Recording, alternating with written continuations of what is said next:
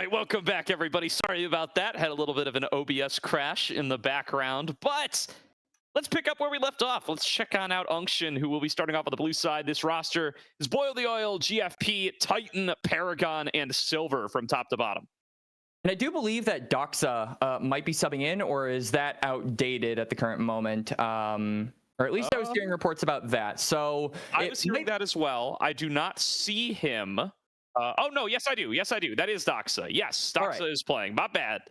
All right, so we got Doxa in the mid lane, and honestly, you know, last time we saw Doxa Gordo was recently. I believe we saw him in summer pulling out the Zoe pick and really putting on some performances. So this guy obviously has a very large amount of pedigree to him, has been a mid laner, super prominent in the scene for several years now, and it'll be a really fun test to see him go up against Lonnie in the mid lane, who I certainly think has picks that are decent into the Zoe, but you never really know. This really has been, I really expect a mage v mage play style to come out here through this matchup. Yeah, Doxa kind of coming in here off of a second place finish in the 2025 Spring ACL. That was with Conviction Star. That lineup really overperforming everybody's expectations. Then kind of had a down split with Komodo in 2025 Summer. So very curious to see what he's going to look like. He hasn't been a starter in 2025 Fall so far. Did not find himself a squad to play with, but coming into Unction, joining up with some of the Unks here, I'm very excited to see how he's going to perform. But facing off against them, it is going to be the upstart Calamity Esports. This roster, Trey Dog, Lil Pistol, Lonnie, Smalls, and PVS. Yeah, and like we said, Calamity Esports, an org that has been around for quite a while when it comes to the ACL. Trey Dog and Lonnie have been loyal Calamity supporters really from the beginning, Gordo, and I have a feeling that they're really happy to see, you know, maybe the fruits of their labor, the fruits of their loyalty, rather, really pay off here in this fall ACL split because of how well they've been doing. But let's talk a little bit about some of those other pieces, right? We've got, like you said, Lil Pistols, Smalls, and PVS, and I do want to highlight the jungle a little bit here because, you know, not only is it the role I play, but I also feel like Lil Pistol, this has been a guy who has really been crafty in the draft. You've got, you know, 4 games on Jax, 2 games on Ivern, and 2 games on Volibear, as well as a Lilia game. So this guy not afraid to pull out picks that aren't really in the traditional meta field of jungle at the current moment, willing to go outside of the typical fighters that you see in the current meta. And I think that this also favors him heavily in this series because, Gordo, we're on the new patch. Winter has come, and a lot of top laners have made their way into the jungle. So if ever there was a time for those crafty, unique picks to really make themselves known in the jungle, it would be this patch and this day, my friend. Yeah, and you can already see it coming through from the Unction side. They're going to ban away this Jax first thing off the board to try to keep that out of the hands of Lil Pistol. But yeah, I appreciate you calling out those other players here. But back to Trey Dog and Lonnie a little bit. I mean, these guys have kind of turned this Calamity team into sort of perennial playoff qualifiers here in ACL, but have yet to be able to pick up those playoff wins, which is, of course, always what you're looking for. This is probably their best run so far, though, at least in a while, going 2-2 in the group stage in a pretty tough group, you know, taking down Apex Mission Impossible, an NACL team there. That's a accomplishment that Unction now share with them after a 2-0 win against AMI in their first round here of playoff qualifiers. And just trying to see how far they can take this build, as this does seem to be the strongest roster they've put together so far based on their performances and some of the other really good teams that they've been able to take games off of, most recently Deathmark Esports. Yeah, that win against Deathmark Esports, definitely a convincing one as well, at least for me. And I do think that against Unction here, it'll just increase their stocks a little bit more. I don't like to use the term dark horse, and I don't think Calamity have really hit the mark of being a dark horse, because I would say calling them favorable to, you know, upset teams like Conviction or upset teams like Milk Esports, that might be a little bit far. But I do think that it'll be a huge win for Calamity here as an organization if they are are really able to put their names on the map, if they are able to get at least a starting point to build off of for future tournaments with this lineup, I certainly feel like we could see more than just TreyDawg and Lonnie staying on this team, depending on how well Calamity end up doing here in this season. As we are making our way through the bans, it seems like Unction are just really concerned about that jungle banning way, both the Jax and the Trundle, likely targeting Lil Pistol. Calamity, on the other hand, it looks like they are throwing a couple of bans toward the way of Silver. Silver obviously has played a couple of games of the Karma. Maybe they actually take away the Braum, which is the only champion that he's played 3 times. So just trying to pinch away that bot lane, I think, to give PVS and Smalls, who are traditionally the weak side of this Calamity roster, a bit more of a favorable matchup on red. Yeah, and Lonnie drawing that Azir ban as well. Because if you look at Lonnie's champion pool, this guy is the most standard mid-lane mage player to ever mid a mage and mid. It's really just been that Azir, that Orianna, that Taliyah, that Victor, game in, game out. And literally, they're looking to try to limit those options. But the Azir ban going to draw an Orianna ban, as it frequently does in 2025 League of Legends. And finally, Unk going to snap on up that Nico to start things off. That's going to be going into the hands of Silver in all likelihood. And it's just going to be an immediate Taliyah blind here by Calamity. I am a little bit perplexed by this, because I think Taliyah obviously not having a ton of that value that you could, gain by picking it later on in the draft. If there are some mobile targets that Unction have that really can get hit by that worked ground.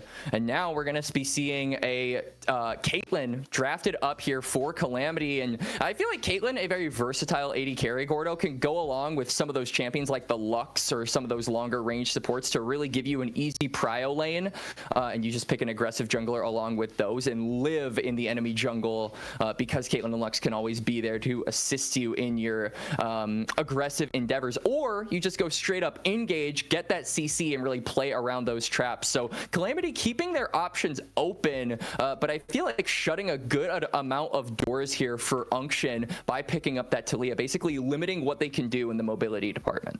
Yeah, and something that's really surprised me to see coming through here for the side of Calamity is this Caitlyn, when this has kind of been a pick that Paragon's really sort of established for himself over the course of the ACL so far. Been a really big part of their game, and they do end up snapping it up for themselves here instead. And now that Jhin going to go over to Unction, which has been a much more frequent pick coming through for Smalls. I actually wouldn't hate Lux here. Yeah, I'm glad they're snapping it up, because realistically, Taliyah, Caitlyn, Lux, this is a poke lane as well as just a poke mid lane mage. So I feel like this makes it very easy to identify what Calamity have to pick on 4 or 5 here. You literally just need frontline, something that can keep Unction away from getting onto the backline here of Calamity, because Calamity, the game plan at the moment, it seems like it is just to, wither them away before the fights, leverage that poke around these neutral objectives, and then when Unction do eventually attempt to fight you, you kite them out, you make it difficult for them to actually close that gap, and you just slowly but surely chip away at those health bars using that range. So I think Calamity here probably just going to be picking a tank jungler and tank topside, maybe a fighter in the jungle. Xin Zhao is obviously still open, but with all of those fighters being reduced here by Unction, that Volibear being banned, it does leave me to believe something like a Skarner or even a Mundo jungle could be possible. Yeah, now starting to target up on that top lane. The Mordekaiser been kind of a big pocket pick for Boil the Oil over the course of this season, has really kind of made that a big part of his game alongside the Cassante. The Volibear going to get banned away as they continue to look towards that more unique champion pool that Lil Pistol brings to the table. Both of these junglers somewhat of bear enjoyers and have been busting it out where they get the opportunity, but the Wukong already locked in for Unction gives you a really firm opportunity to be able to limit what Calamity's going to go for. I do wonder if we see the Ivern ban join them, as that is a pick that Lil Pistol's gone for. It's a pick junglers hate to play against, as I'm sure you'll tell us about, Quacks, and it's a pick that's good with the Caitlyn Lux lane too, but instead they're going to ban out the Jarvan. That does leave this to be a Ivern opportunity if you do want to try to get those bonuses to your headshots, as well as just set up for fog of war plays from the likes of this Taliyah and the likes of this Lux. Honestly, I'm not a huge hater of the Ivern, but I don't know if I see it fully having the value that we expect, Gordo. I mean, again, you really need frontline. So like a Mumu could be favorable. A Skarner could be favorable. If you want to get even a little crazier, you could go like a Diana. I do think, though, that you need something that is capable of keeping Unction away from your backline. And it is going to be the Skarner using that E to create that space and then using that ult in case there is actually someone that does get on your backline. I think Wukong is going to be the big target that Calamity are looking at to be a bit dangerous, but it seems like another threat is going to be joining the danger department. As we talked about it, Gordo, Doxa is on the Rift and Zoe is his champion. He's going to lock that one away against Alani's Talia. And what a fun time for him. I feel like this is a really good Zoe game. And it really, the only thing you're going to have to worry about are those traps and making sure that Caitlyn can't immediately trap you if you do decide to use that portal. Because then the lockdown from all of these other Calamity members is just going to come through. The CC train, I think, is a really underrated part of Calamity's draft right now. I think there's something else to be worried about too, which is who's going to kill this Dr. Mundo. Yep. As it's not something that the Unction draft is super well equipped to do. Calamity save it for the R5 pick. They see the full enemy comp face up, and Draydog sees an opportunity to snap on up a champion that is not only good into this enemy draft, but is also something that he's kind of started to adopt for himself over the course of this season. He's got 2 Mundo games already in the 5 series that they've played thus far, and this is going to make it number 3 to join up with Lil Pistol, 2 very tanky frontliners against a team composition that doesn't feel like it is incredibly well equipped to tank bust. Absolutely not. I think a big spike that I'm looking at here for Unction is just looking at GFP, because realistically, this is the only guy, at least for the first like 25-30 minutes of the game, that can actually have threat against that top side that you talked about, Gordo. Once he gets Black Cleaver plus the Sundered Sky, he will actually have some threat on those health bars. But until that happens, I don't really think Unction are favored in a lot of these skirmishes. I think that you're going to be looking to give up a couple of these first dragons. You might even be giving up the grubs, because you don't really spike until the later stages of this game. And frankly, Calamity just have a really solid early game. Their damage profile is really well equipped to be fighting for some of these early objectives. Not to mention the CC from this comp, like I said earlier, is really extensive. If you get hit by like a lone Lux binding, then it's going to be a trap, it's going to be a Talia shove, and it's going to be a Skarner, shove into the wall. So I think that Unction have to be very wary of the fact that they don't have the damage to keep up with Calamity, and they don't have the innate composition to deal with this top side until much later into the game. Yeah, so going to be a strong window here for Calamity in the earlier stages. They are the less experienced team, though. It certainly feels like they're called Unction for a reason, right? This squad been playing for a very long time. And here's something we weren't prepared for. This is not what I saw in the draft. I am seeing Frozen Titan mid, Doxa support on our graphic here. I don't think that's correct. I saw Silver in the lobby, and I saw Doxa in mid, so I don't think this is correct. Yeah, I'm not sure what's going on. Yeah, okay. Huh. It is Doxa mid. We've got that confirmed. So Doxa's playing the Zoe, and it is Silver in the lineup. Titan is the one who is missing today. So we will be getting live onto the Rift with that as soon as we are able. But for now, just checking out the team compositions. Again, I want to emphasize this bottom lane a little bit here. The Jhin Nico against the Caitlyn Lux does mean that there's going to be double ranged on both sides, but it feels like the range is superior for Smalls and PVS here. Yeah, I mean, obviously that's what you get whenever you see a Caitlyn Lux lane, right? You're expecting for them to get shoved in. It's really going to be difficult, I think, for them to leverage priority as this Unction blue side. So not really sure how they're going to get out of this, especially because Wukong doesn't have the greatest presence early on in the game. So probably won't be able to bail them out, I would imagine. Definitely. And going to be a difficult matchup to try to navigate up against the double range duo. So want to see if Unction can try to get GFP down there, try to disrupt the early stage a little bit more, because if that push starts to go in the favor of Smalls and PVS, it's going to be very, very tough. Yeah, it absolutely is. And I will also say, I do think that TreyDawg is going to have a much easier time in this 1v1. We don't expect to see a lot of action on the top side of the map. Because there isn't a lot of stakes up there, and frankly, both of these champions really work well with low economy.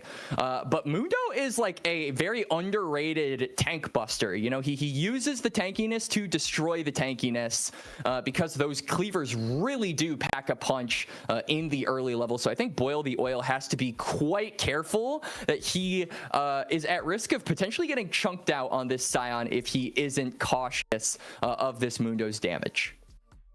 Yeah, I think Mundo, we talk about Scion having some deceptive early game damage and the ability to build up a lead in the laning phase. I think Mundo can be in that category as well, especially if he starts landing those early cleavers, right? The percentage HP damage does stack up and also scales throughout the game. He's one of those tanks that does a better job into other tanks, especially kind of as the side lane game goes on.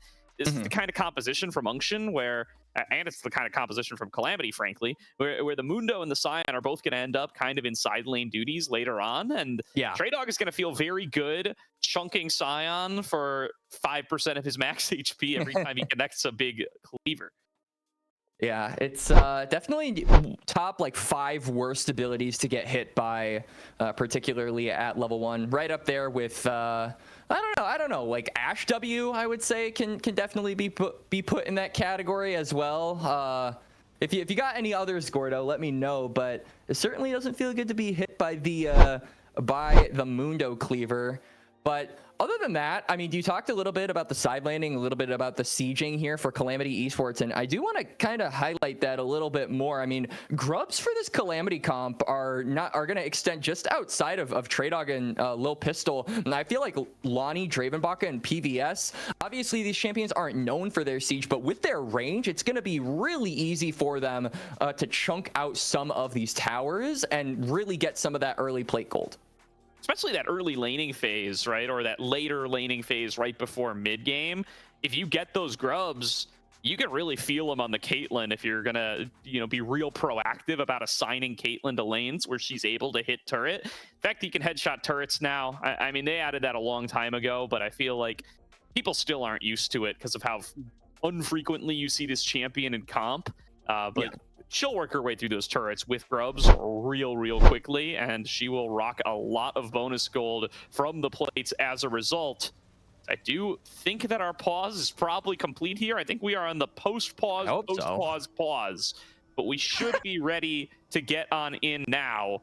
Welcome to Summoner's Rift, and immediately we got a couple of streamer modes, Quacks. Yep, I thought we were supposed to turn all of those off. No matter.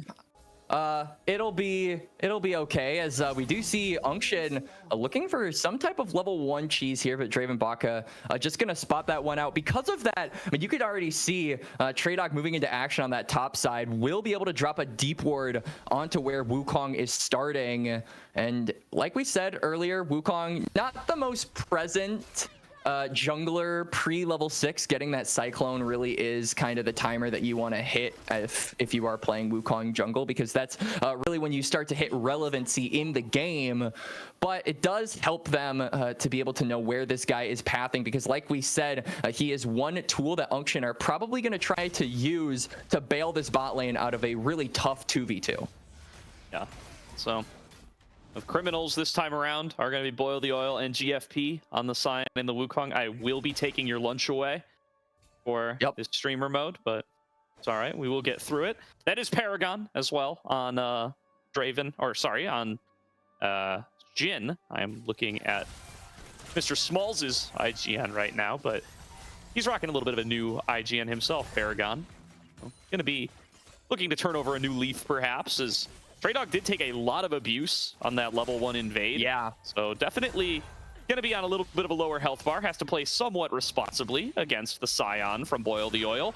Or maybe he doesn't. Maybe he could just step up, take 2 auto attacks, and have to use his Ghost.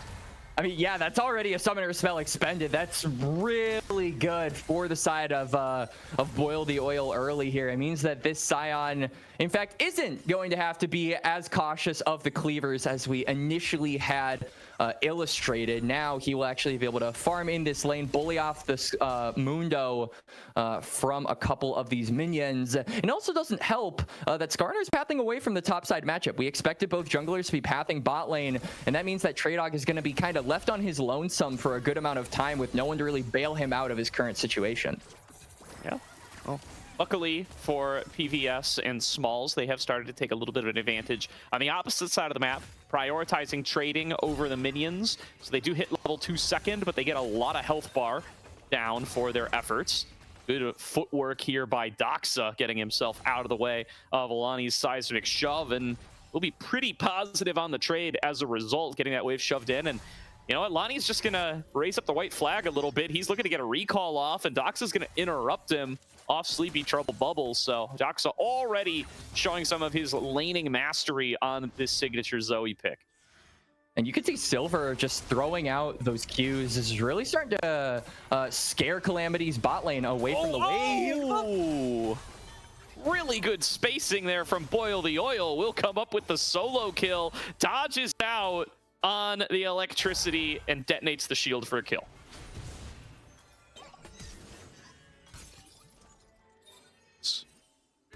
X, do we have you? Yeah, I'm right here. Okay. Well, there's going to be another engage coming on through, potentially a fight breaking out. Silver, able to get himself out of there. Draven Baka nearly falls down. We do have ourselves an exchange of summoners, but no kills going down. Yeah, GFP gonna be just going toward that top side crap. I was actually kind of surprised that Lil Pistol decided to commit for that crap. I mean, he didn't have bot lane priority, didn't have mid lane priority, did have to use the flash though, and that means that Dox is gonna pick that one up as the Zoe. So, you know, what's better than one flash, Gordo? 2 flashes. Good stuff for sure. PVS gonna be without the flash and the heal for the time being, so going to certainly be feeling that one on the Lux in particular. Your eyes open for avoiding any tangle barbs there. Lonnie falling very low here, down below 200 HP. Doxa will not be able to take him down. You can see Lonnie already using that teleport as he's going for another one. Oh, Traydog loses out on the passive yet again. Not going to be going where he pleases this game, and the fact that that first solo kill came on through for Boil the Oil really going to start to snowball this lane into his favor. He's got about a 2-wave advantage. He's already got the Bammy Cinder, and not a lot of great answers available for Traydog as the no summoner spells Mundo. Also no teleport, yeah. I mean, so he has to basically stay in and tank the punish from this Scion. And you can already see what the consequences of that are. Scion has already a 10 CS lead up over the Mundo in a matchup that we expected Mundo to be the victor in, at least for the 1v1. PVS landing this slow. Stepping forward. Ooh, nice connection on the net from Smalls, going to be able to force the flash there out of Paragon. Here's it all into the top side. It's another solo kill for Boil the Oil. And if you were worried about tank v tank up against the Mundo, I think those worries are being put to bed by Boil the Oil quite quickly. Yep, fear not. I mean, it's the Royal Rumble up there on the top side, the most action-packed tank v tank matchup you've ever seen in the ACL. Now, Paragon has to be really careful as he has no flash and is, you know, one skill shot away from being that feat of, or that first kill rather from Calamity. With that prio gained, they are just going to be going onto the Dragon. So, you know, they might be down 2 kills, Gordo, but they'll be up a Dragon. Gonna start stacking up the objectives, and Traydog can stop the bleeding. I think he will be happy to self-sacrifice for that.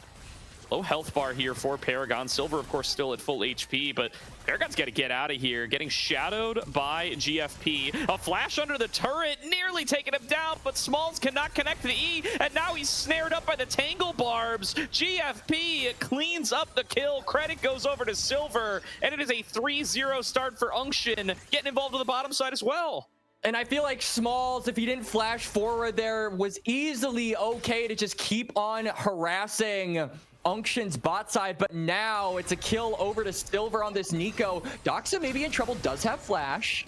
Gonna get put to sleep is our good friend Little Pistol, he is able to escape as a result, or Dox is able to escape as a result, rather. Not quite going to be able to get his man. Little Pistol going to continue just hover around this mid lane, especially post level 6. And Doxa can just play at such a safe range. It's going to be very tough to make much happen on the Skarner. He did use the ultimate in that exchange as well. Feels like these lanes, you know, that we highlighted to be winning on the side of Calamity really aren't shaping out how they had hoped. Traydog from level 1 has really been suffering in the matchup against that Scion. Now, though, we'll have to be dealing with the 2v1 as Unction have initiated the bot lane to top side swap in preparation for those grubs. But also the bot lane for Calamity in the 2v2 have been going pretty even in the CS department, which we didn't expect. And that kill was easily the most unexpected part. Somehow Silver is the big breadwinner of that 2v2 lane. And now he'll be able to take that extra bit of gold into these grubs, and really it just means Calamity have no chance to actually fight for that topside objective.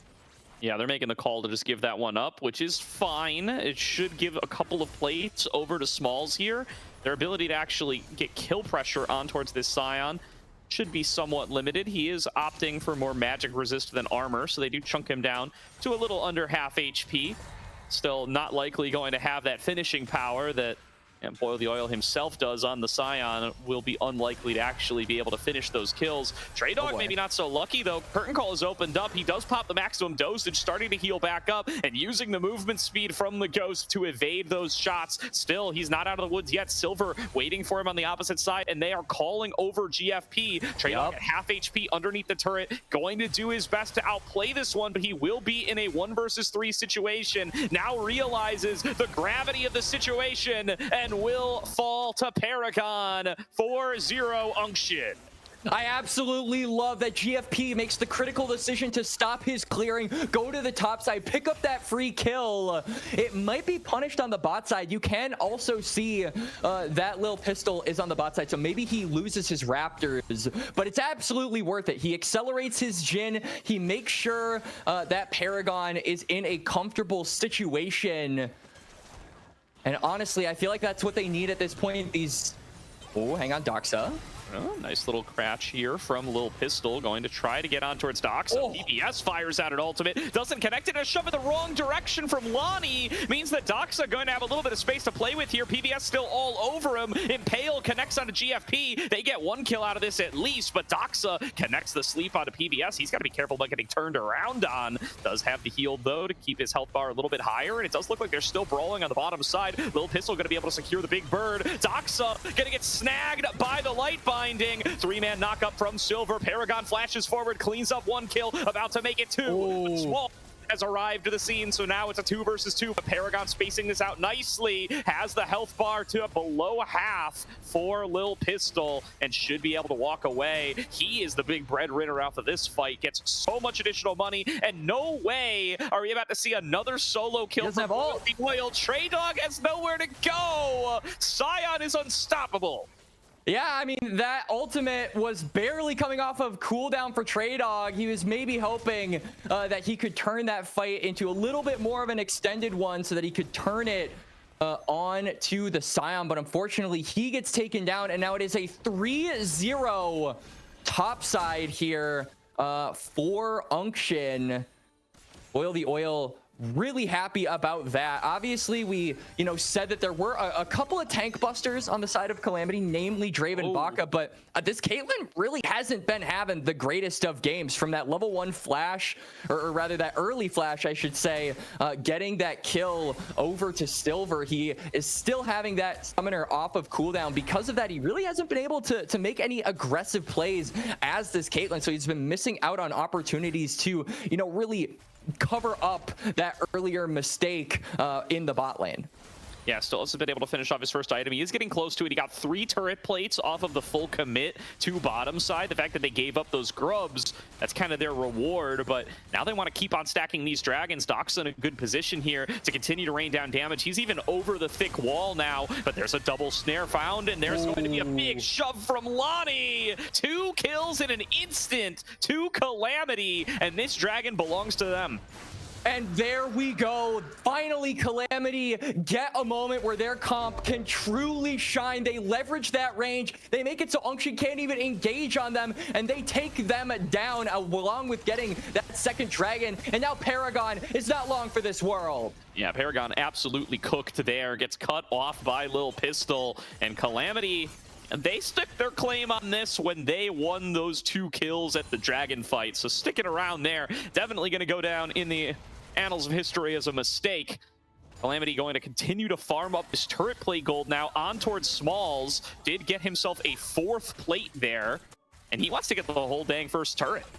And despite not even having grubs, yeah, they're almost the lane that is done with taking down the turret. This is what we said in the draft. Caitlyn and Lux are so good with that range to just absorb turret plate gold, and now Traydog may be in trouble. Oh, really good layering of the CC there. Makes it so that goes where he pleases, does not end up mattering, but going to regen a whole boatload of HP. The W plus the ultimate from Traydog. Mundo's a silly champion. He also managed to get the fallen cask, so he regened a little bit of that health off of it too, which I think did make the difference in him living and dying. So Traydog absorbing a lot of pressure on that top side, and not only does Unction commit 2 members, but they also use those ultimates in that failed attempt. So those will be down for a little bit, though not really seeing any objectives come up in the next few minutes that could give Calamity an opportunity to capitalize off of that. At the very least, I think it will be more difficult now for GFP to, threaten this bot lane if he tries to without that ult. Oh, all right. Missing 1 shot of the curtain call means that Traydog gonna waltz his way out of there, and he is immune for the Tangle Barbs. And I'm going to be honest, between Traydog's build and the fact that Smalls is playing Caitlyn, have we ever seen so many belts on one team composition? This guy's looking like an emo kid in the 2000s with how many belts he's got on him. That's absolutely crazy. As Traydog is going where he pleases, and so is the Skarner. Hits the real one. Somehow he hits the real one. I don't even know how that's possible. It's going to force the flash out of Silver. My man just phased right through the clone. Literally. I can't believe it. Yeah, I mean, Silver's forced to burn both of his summoner spells, and now this really makes it difficult for the Nico to get like a flash ultimate ahead of this next dragon coming up in about 2.5 minutes. So just one less surprise engage tool that Calamity have to deal with ahead of that objective. As we can see, that seems like what Unction are mostly focused on. They've put 2 members in mid trying to knock down that turret. This is Calamity looking for Jhin. Ooh, almost finishing off Paragon, but importantly not over-aggressing here. They do get snagged by the Deadly Flourish, but Lil Pistol tanky enough to stay alive. Just needs to be careful about this upcoming potential fight with GFP. They do run into each other. Ward on GFP means that they know where this Wukong is approaching from, though. I like the force recall there on towards Paragon. They're not going to be able to actually finish off the kill, but they don't need to. Get alone time with the turret, alone time with the Rift Herald. Ulani a little bit far away, might have to Weaver's Wall his way into this. Maybe will. He is coming to the party pretty late, so he'll have to be the Crasher. There's going to be the sleep, going to find it here. They're just going to try to turn the play back around. Lil Pistol going to get the knock up into the wall, and he's going to trade his life 1-for-1 with GFP. Given where his health bar was, that's a pretty positive trade for Calamity. And now they're going to look to keep this fight going. Meanwhile, on the bottom side, Traydog and Oil the Oil continue to exchange blows. A little bit more even keel than previously, and the fact that he now has the Warmog's armor means that Traydog actually really likes those kinds of trades. Sleep found by Doxa gets a nice chunk of damage, but Lonnie able to keep things pretty even as he connects quite a few stones. Recalls coming through from both parties. Nobody going to be claiming the Rift Herald this time around. And now with the junglers respawning, I think really the big onus is on making sure that top and mid lane, you get prio ahead of time. You can see that Calamity have set up for this dragon coming up in about 40 seconds as well. Traydog has been side laning the entire time. And now he's going to be going back top lane to maybe give his team an alternative if the dragon priority doesn't work out, or if they just decide, you know what, hey, maybe we don't have the setup, we don't have the numbers, we don't have that Weaver's Wall. So we might not want to fight it because of that. and we can just turn on toward the top side objective. It opens up the ability for them to actually cross map in this game. And my big concern, though, is that TreyDawg is in the top lane for that priority, but he doesn't have teleport, Gordo. So that means Calamity will have a numbers disadvantage ahead of this fight, which is Soul Point. Oh, there's going to be PVS needing to flash away from the engage, but that means a double knockup finds its way out of the Calamity bottom lane, and Unction will wipe them off the map. This dragon is going towards Unction, no problemo. The stacking will be halted. And you know, Silver is saying he may have 3 belts. TreyDawg may be wearing 3 belts, but I've got the Rocket Belt, and I don't need Flash to get a 2-man Pop Blossom in. He knocks up the bot side of Calamity, and TT knock them right down. The Dragon will follow, and you can see that cross-map play in effect, but the Scion may be a casualty. Locking down Boil the Oil. He's going to try to survive this 1 versus 2 as much as he can. Silver there to rain down a little bit of a damage, but not going to be able to do anything to mitigate it. And there will be alone through on to Boil the Oil. TreyDawg now has the maximum dosage pumping, trying to stay alive, will be executed by Paragon. And now it might be Lil Pistol, who's in a little bit too deep. Going to get rooted on up by that Nico. Going to get executed by Doxa. And it's a 2-for-1 in the extended trade, favoring Unction. And Doxa getting his first kill of the game, finally on his patented Zoe. The Skarner going down there as well does mean that it opens up Unction toward their second objective in the last minute. The Herald at risk of being taken here, and I feel like Calamity, without their top side, are going to be forced to give this one up. And frankly, it felt like a mistake from Calamity sending TreyDawg toward that top lane without teleport. You're not 5v5ing. You're not putting enough pressure around this Soul Point, and a beautiful dodge there from Lonnie as these mid laners are scuffling it out. Yeah, but they're going to look to make it an unfair fight. Here comes Boil the Oil, going to end up slamming his face into the wall, but Lonnie going to be able to surf on that wall and get his way out. For now, still over on the top side, Rift Herald was secured by Unction.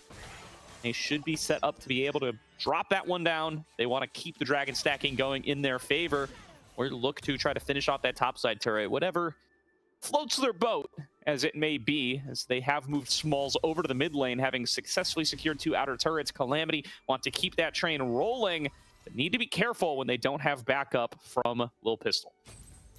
TreyDawg is applying pressure onto the top side, but I'm looking at that bot side to be really important at the moment. You've got Otacon coming up in about 40 seconds, and Unction are the ones with the Herald, so they can easily, you know, take that pressure on the top side and pull it through again on the bot lane, really make it so that it's difficult for Calamity to stand around this Otacon pit. Because they'll be forced to deal with the Herald knocking at their door. It certainly could be the risk. TreyDawg, you can see he's really loving life ever since he completed the Warmogs. That's really the big breaking point, as now he can just choose to face tank the turret for a couple of shots, walk away, come back, and feel plenty healthy. That's a nice route connecting on the Silver. It was all a bait. They're gonna turn it back around onto Silver. That's that chain CC you warned about in Draft, Quacks. One route connects, and it's just one after the other. Seismic Shove finishes the job. Now, I think they might have a pick on towards GFP, but he's able to create the space and fall back. And now, I mean, Unction have to be really careful because, like we said, with the top laners, it's really important that they have teleport. TreyDawg didn't have his around that most recent dragon fight, but now the roles have been reversed. It is actually Boil the Oil who doesn't have his teleport. The Mundo can join up in this fight around the Otacon, and without Silver present, this is basically a 3v5. Shelly, the Red-Nosed Herald, comes on through, going to end up banging into the wall after getting 2 knockups. It's a flashback away, and they are going to be able to keep Smalls alive, but this fight might as well be over. Otacon even getting involved on that one. They fire out an ultimate from Dion has ultimate. He's in the river. Wide, dodged out from the 2. Doxa stepping forward, looking for the sleep, cannot find it. And getting the diversified damage from Calamity, but Unction with control over bottom lane. Boil the Oil's in mid. You can see him pushing in the lane. He's ready to throw down that ultimate toward the bot side if a fight does break out. But really, a lot of credit over there to Unction. They throw down their spells. They get, you know, particularly Lonnie low enough to where Calamity have to second guess going for that Otacon. They use the Herald as well to chunk out those health bars. They do miss out on the damage toward that bot side tier 1, but it's absolutely worth it because now you have all your numbers in the area. Knockup connecting. They're trying to dump everything they can into Trey Dog. He hasn't gotten to pop the ultimate yet. Saves it, perhaps for too long, or for the exact right amount of time. Trey Dog survives with sub 50 HP. Get a big pop blossom from Silver. Gonna try to turn the fight back around anyway. In the front line, Boil the Oil still sitting pretty. Not going down quite yet. Will be finished off by one more headshot from Smalls. And now they will end up with that 1-for-1 trade as Lonnie did fall down in the exchange. Those health bars on the side of Unction, they're blinking. They've got to back and get away from this Otacon. But now Calamity, with their tanks, is still at a healthy position on the map. They're just going to go straight for the objective. So it was initially claimed by Calamity, then Unction reclaimed the area, and then Calamity claimed it back. It has just been a tug of war on the bot side for the past 90 seconds, Gordo. I cannot believe that Trey Dog survived in that exchange. He held on to the max dose for so long and just barely through Ignite manages to hang on. An attempted steal from GFP will not secure it. That's sole point for Calamity, but now they feel like they need to get out of here. Trey Dog going to be able to absorb that deadly flourish, but there's plenty more where that came from as they jump over the wall and look to lock him down. Still trying to run this one out. He's got the ghost at his back to try to create the space, and it is enough. He gets underneath the turret. No kills will be claimed. The blue buff, consolation prize for Unction. Participation award for Unction. Frankly, that Gordo, we're not saying consolation prize, my friend. They get nothing compared to what Calamity just got on the map. Otacon plus Soul Point puts so much pressure onto them to actually make a play in the next 4 minutes. They have those those tier 1s on the side lane that they have to deal with. They have vision that they need to lay down. None of these things are achieved at the current moment, and they have what feels like so little time to actually make it happen. I feel like the big thing has to be those item spikes. You've got the Jhin closing in on 3 items. You still got Doxa on the Zoe in a healthy position. If you can get these members, if you can allow them to lay down their damage, Gordo, I think you can really turn the tide of this fight, but it just feels like they haven't been able to really move around in a lot of these scuffles because Calamity have been so good at being in the backline of Unction's face. Absolutely. Really great playing to the edge of their team fighting capabilities here from Calamity, despite the gold deficit, has kept them in this game and put them in a position where they do have, you know, a realistic path through this one.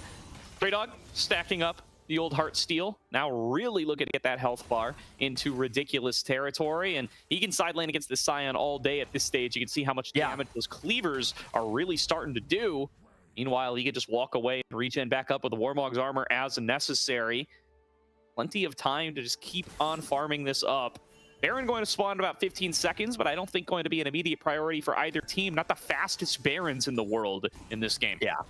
No, absolutely not. And honestly, to your credit about Trey Dog versus Boil the Oil here in the side lane, I feel like Trey Dog, you know those memes, Gordo, where they're like, be careful who you make fun of in high school? Yeah.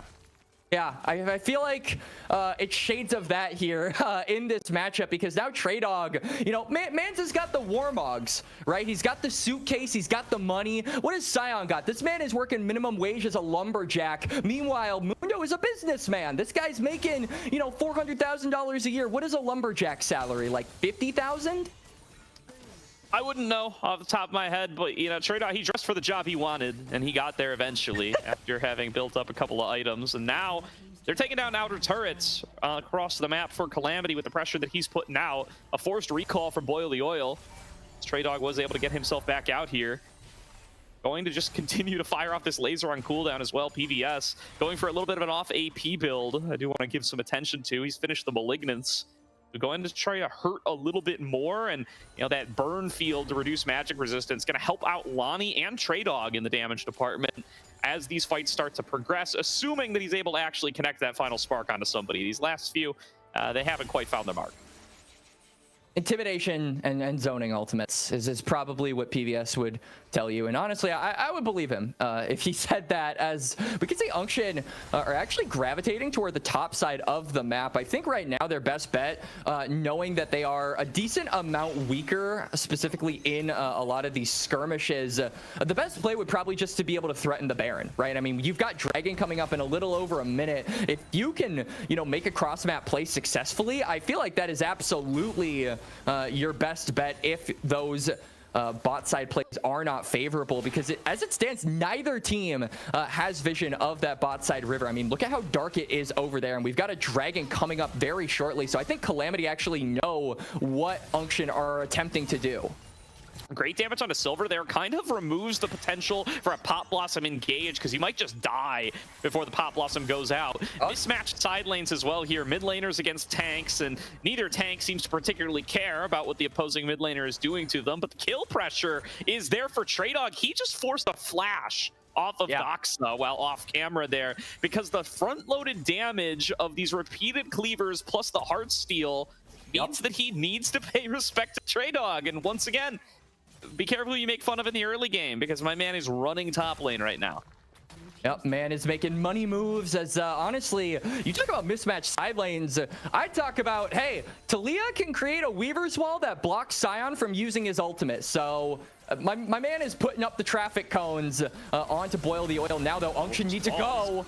Up very far there. GFP sees an opportunity to punish, does flash forward, the back line, fighting the knockups. He's got two tanks right in front of him, but nobody can keep him safe. PVS is blown up alongside his bot laner by that shield. Now it's going to be Silver fighting and engaged to the backside. Doxa up in the front line. Traydog is going to chase him off, though. He sees an opportunity to just run amok in this fight, and he has got Lil Pistol on his back. Doesn't matter that the carries are down. The Calamity tanks looking to run away with this fight, because nobody can stop them. Traydog, the only carry that this team needs. He's farming Heartsteel stacks and winning the fight in the same breath. Paragon desperately trying to fight back here, but Traydog, they've got him to half HP maybe, and now Lil Pistol's gonna get back into this load. He still has the Impale. He forces out the flash.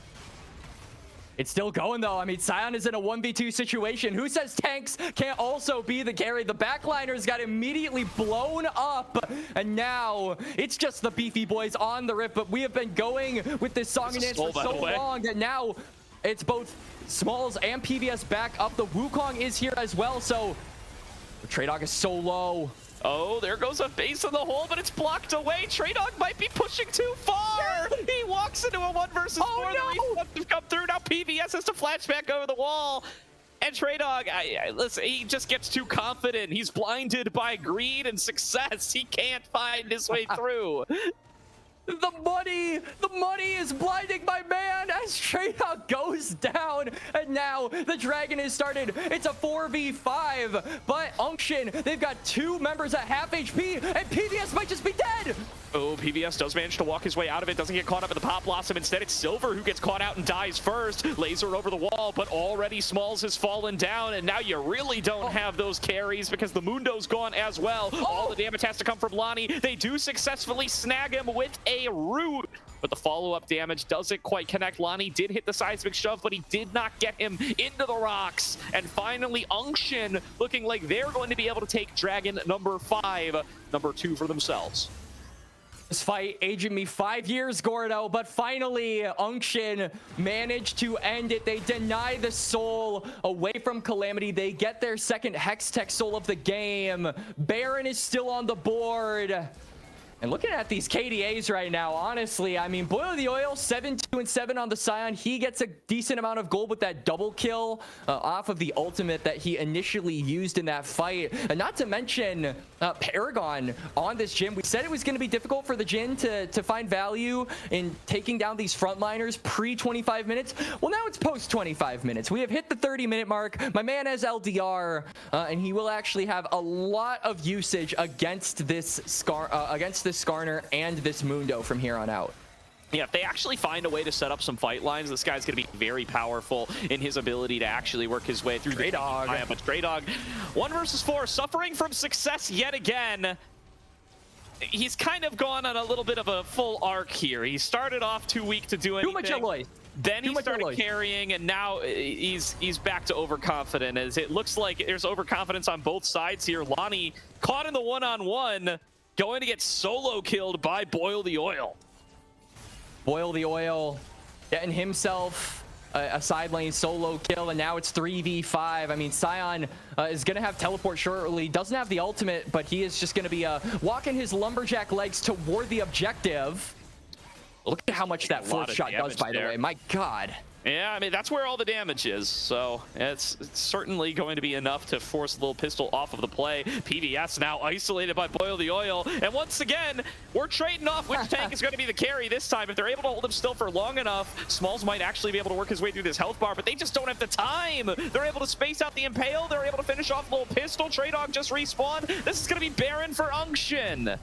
Unction, their carries have scaled. They've gotten the gold. It's a 9-kill Sion, a 5-kill Zoe, and a 6-kill Jhin, and all of them have some form of pen in their build, not to mention the Wukong rocking that Black Cleaver just makes it so much easier for those Jhin fourth shots to really find their mark and deliver a lethal blow to the front line of Calamity, as we've seen from these past couple of fights. And the game has really flipped on its head, Gordo. I mean, Calamity, we were praising their comp and, you know, saying that if they grouped up, it could have been a different situation. But now it feels like Unction have really turned a new leaf in that extended fight. Yeah, and I mean, it's really come from Traydog not being able to participate in these last couple of fights. Yeah. They managed to isolate him and execute him twice. And when he's not there, I mean, he himself is an individually substantial threat. It takes many seconds to kill him, and that's seconds that the rest of Calamity can kind of do whatever they please. But now, really just getting chunked out once again without him here. They end up losing basically both carries in this exchange. Yeah, nobody dies, but nobody's going to be there for the siege onto this inner turret. And I think this Baron buff going to let them just take this inner turret down. Yeah, I mean, the fear of that curtain call is really what I think is forcing them to reset here, as the laser going to hit Doxa, take this Zoe decently low, but Zoe is a poke champion, so can just sit over the wall and really bide his time as that tier 2 does fall down. And I love how confident this Jhin is playing up now. My man got Infinity Edge, and he is just putting on a performance. This is lore accurate Jhin. This is the kind of performance Jhin would absolutely love in the lore. 4 items as well. That's definitely what you want to be on. And exactly. Going to be a shuffle back in from Lonnie. They may have the pick that they were waiting for. Never mind. That is a decoy. Fooled me, GFP. You just got Wukonged, and there's a Nico. So, you know, they're really just playing trickery on us throughout this match. As Unction, I feel like tricking us in the comp as well. We were doubting this comp, saying it was low damage, that it really needed to wait a long time before it came online, but they finally find their moment. They find their stride, and now Calamity are bleeding on the pavement, Gordo. So many turrets falling down in just this extended Baron siege, and they're not quite willing to be done with it yet. They could potentially get on towards a second inhibitor. Traydog down to half HP, but they decide that they cannot quite finish it off here in the duration of that Baron, or maybe they can. Just waiting for another base. There's going to be another Paddle Star connecting on a Traydog. That's going to force the Mundo out. He's able to fall back in time and get that Warmogs going. Maybe he'll be able to participate, but that's a sleep found onto Smalls. #1 priority target, not quite able to get in range to be able to finish it off, but the damage on towards the inhibitor going to start coming through thick and fast. And Unction will successfully get a second inhib off this Baron buff.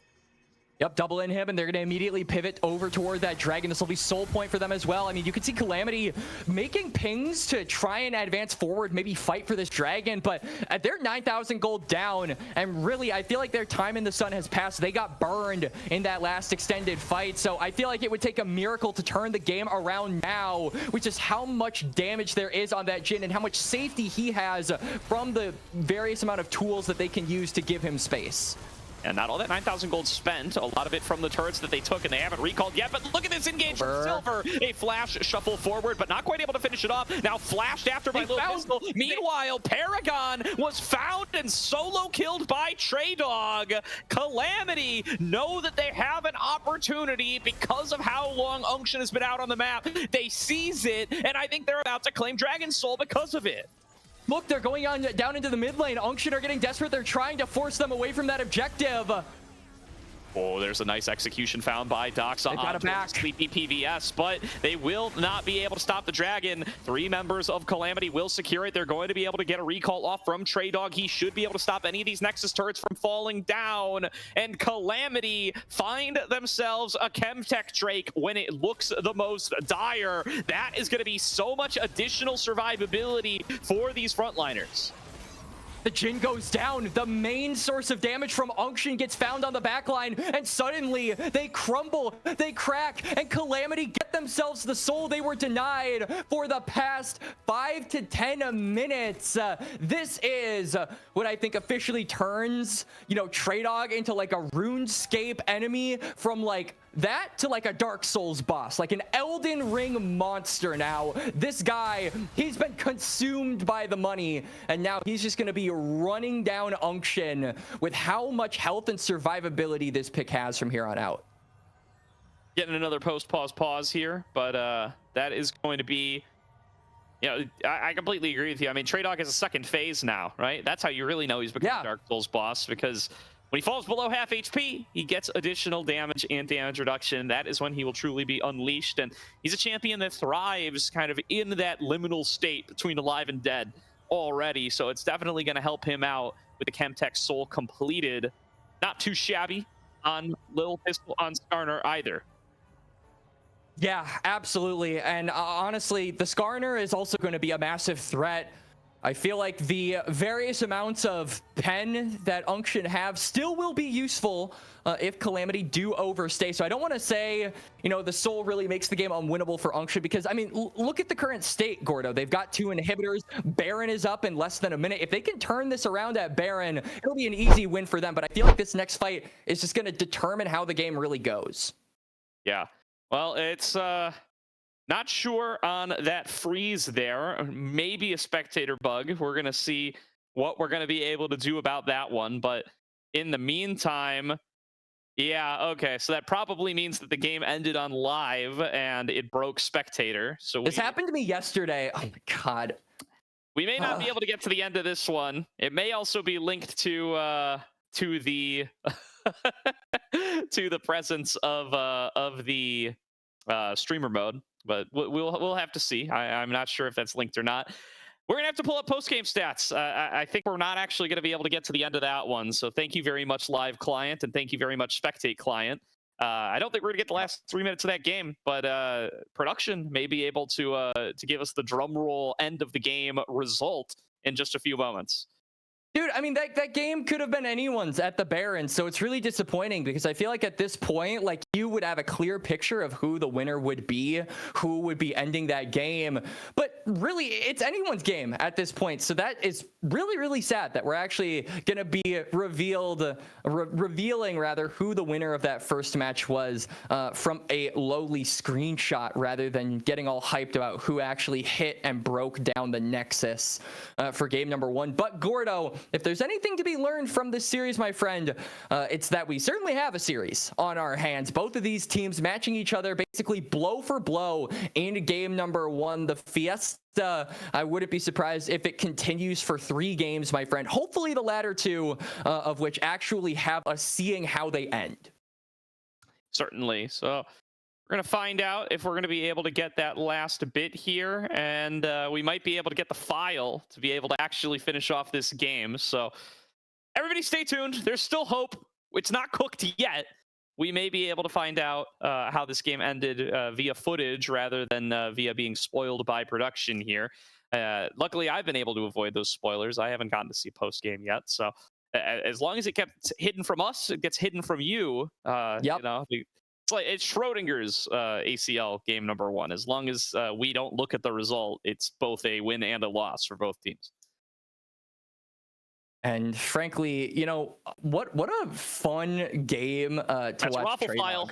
By the way, Raffle File. I think we might be able to make it happen. We might be able to. We need some time for Caddy to work a little bit of magic, and we're going to need to hold off the players maybe a little bit before starting game number 2. But sure, they're going to be willing to oblige us. It's not going to be that long, and should just be 3 minutes left of gameplay by definition, because that's what would have caused the crash. Hopefully we'll be able to get back in there in a pretty short order. What do you think from that game state, Quacks? I mean, it's definitely a big lead for Unction, but Dragon Soul was just secured. Yeah, I mean, I still favor Unction in the fight. The fact that that Paragon was found in that most recent exchange that ended up netting Calamity Dragon Soul, I think was probably the most illegal thing to happen in this game. And I mean, the list is like as long as my forearm. There were a lot of crimes that I think various members of this match got away with, and I would say by far the biggest one, the one that certainly would get you, you know, life in prison, is letting Paragon die in a position where he literally cannot die, should not die, has the front line to be able to protect him. Everything was pointing toward them wiping that fight and denying the Dragon Soul yet again. And somehow, off camera, we didn't even see how it happened, by the way. He just gets eliminated on our screen. So I kind of wish we got to see what happened there, because frankly, that's like hearing about a murder and the person gets accused of it, but then it's like you don't actually know who the victim is. You don't actually know what the murder weapon is. It's like if you got to see the news and you were like, Dr. Mundo has been put on trial for murdering someone, but we don't know where it was, who he did it to, what anyone has said about it. We don't even get like an arrest report. We've got absolutely nothing. So it's literally a sin at that point. It's not even a crime. And that's how it feels. Oh my god. All right, the observer tool's not reading our raffle file. I think we may be cooked, everybody. We may just have to send it over to game number 2. If we can't do it, we can't do it. Let's pull up the post game. I think we've kind of eaten everybody's time enough. Or if not, we can throw it to a quick break here. We'll be back. There we go. Nope. All right, there we go. This has got to be a Unction win, no? All right, yeah. Surely, yeah, it's I guess technically this doesn't show who won, but surely this is an Unction win. I see that gold spike at 38 minutes, and that smells like a one team fight to me. Yeah, that smells like, Baron secured, team fight ace acquired. Hey, we did it, guys. We saved the city as everything lies in ruin and is smoking.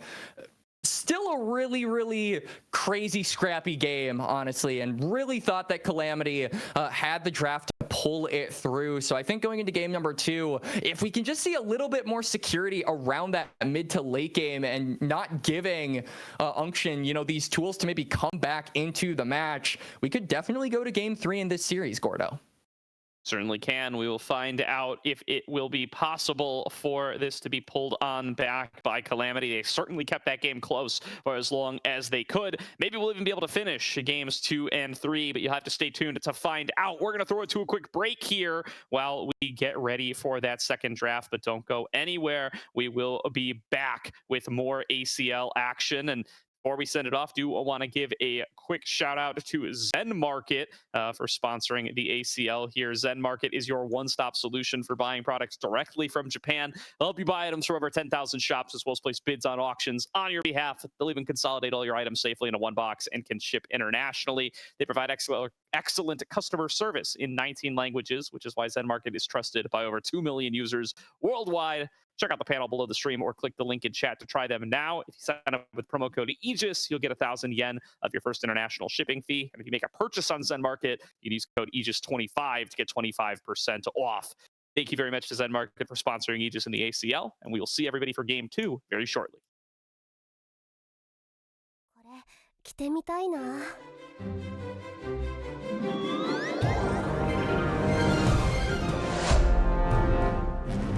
ここだって衣装の数がこんなに迷っちゃいました。ウィッグをお探しです。リボンの種類が豊富なんですよ。見ます？鎧はいかがですか？空のことを助けなあかんのに。待って、いろいろ教えてくれるのは嬉しいけど、大事なのは空。このキャラのアニメ版の衣装が欲しいんだ。サイズはこれ。ウィッグは大丈夫。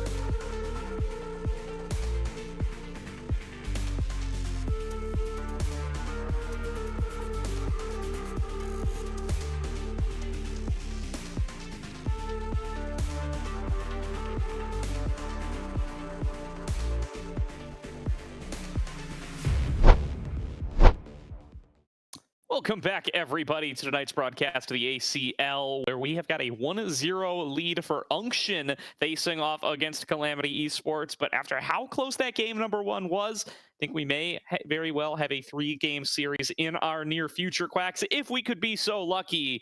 Unction, of course, going to look to close it out, lock themselves a spot in top 14, which from Pool 5 would feel very, very good for them. It absolutely would, and honestly, it was a really back and forth game.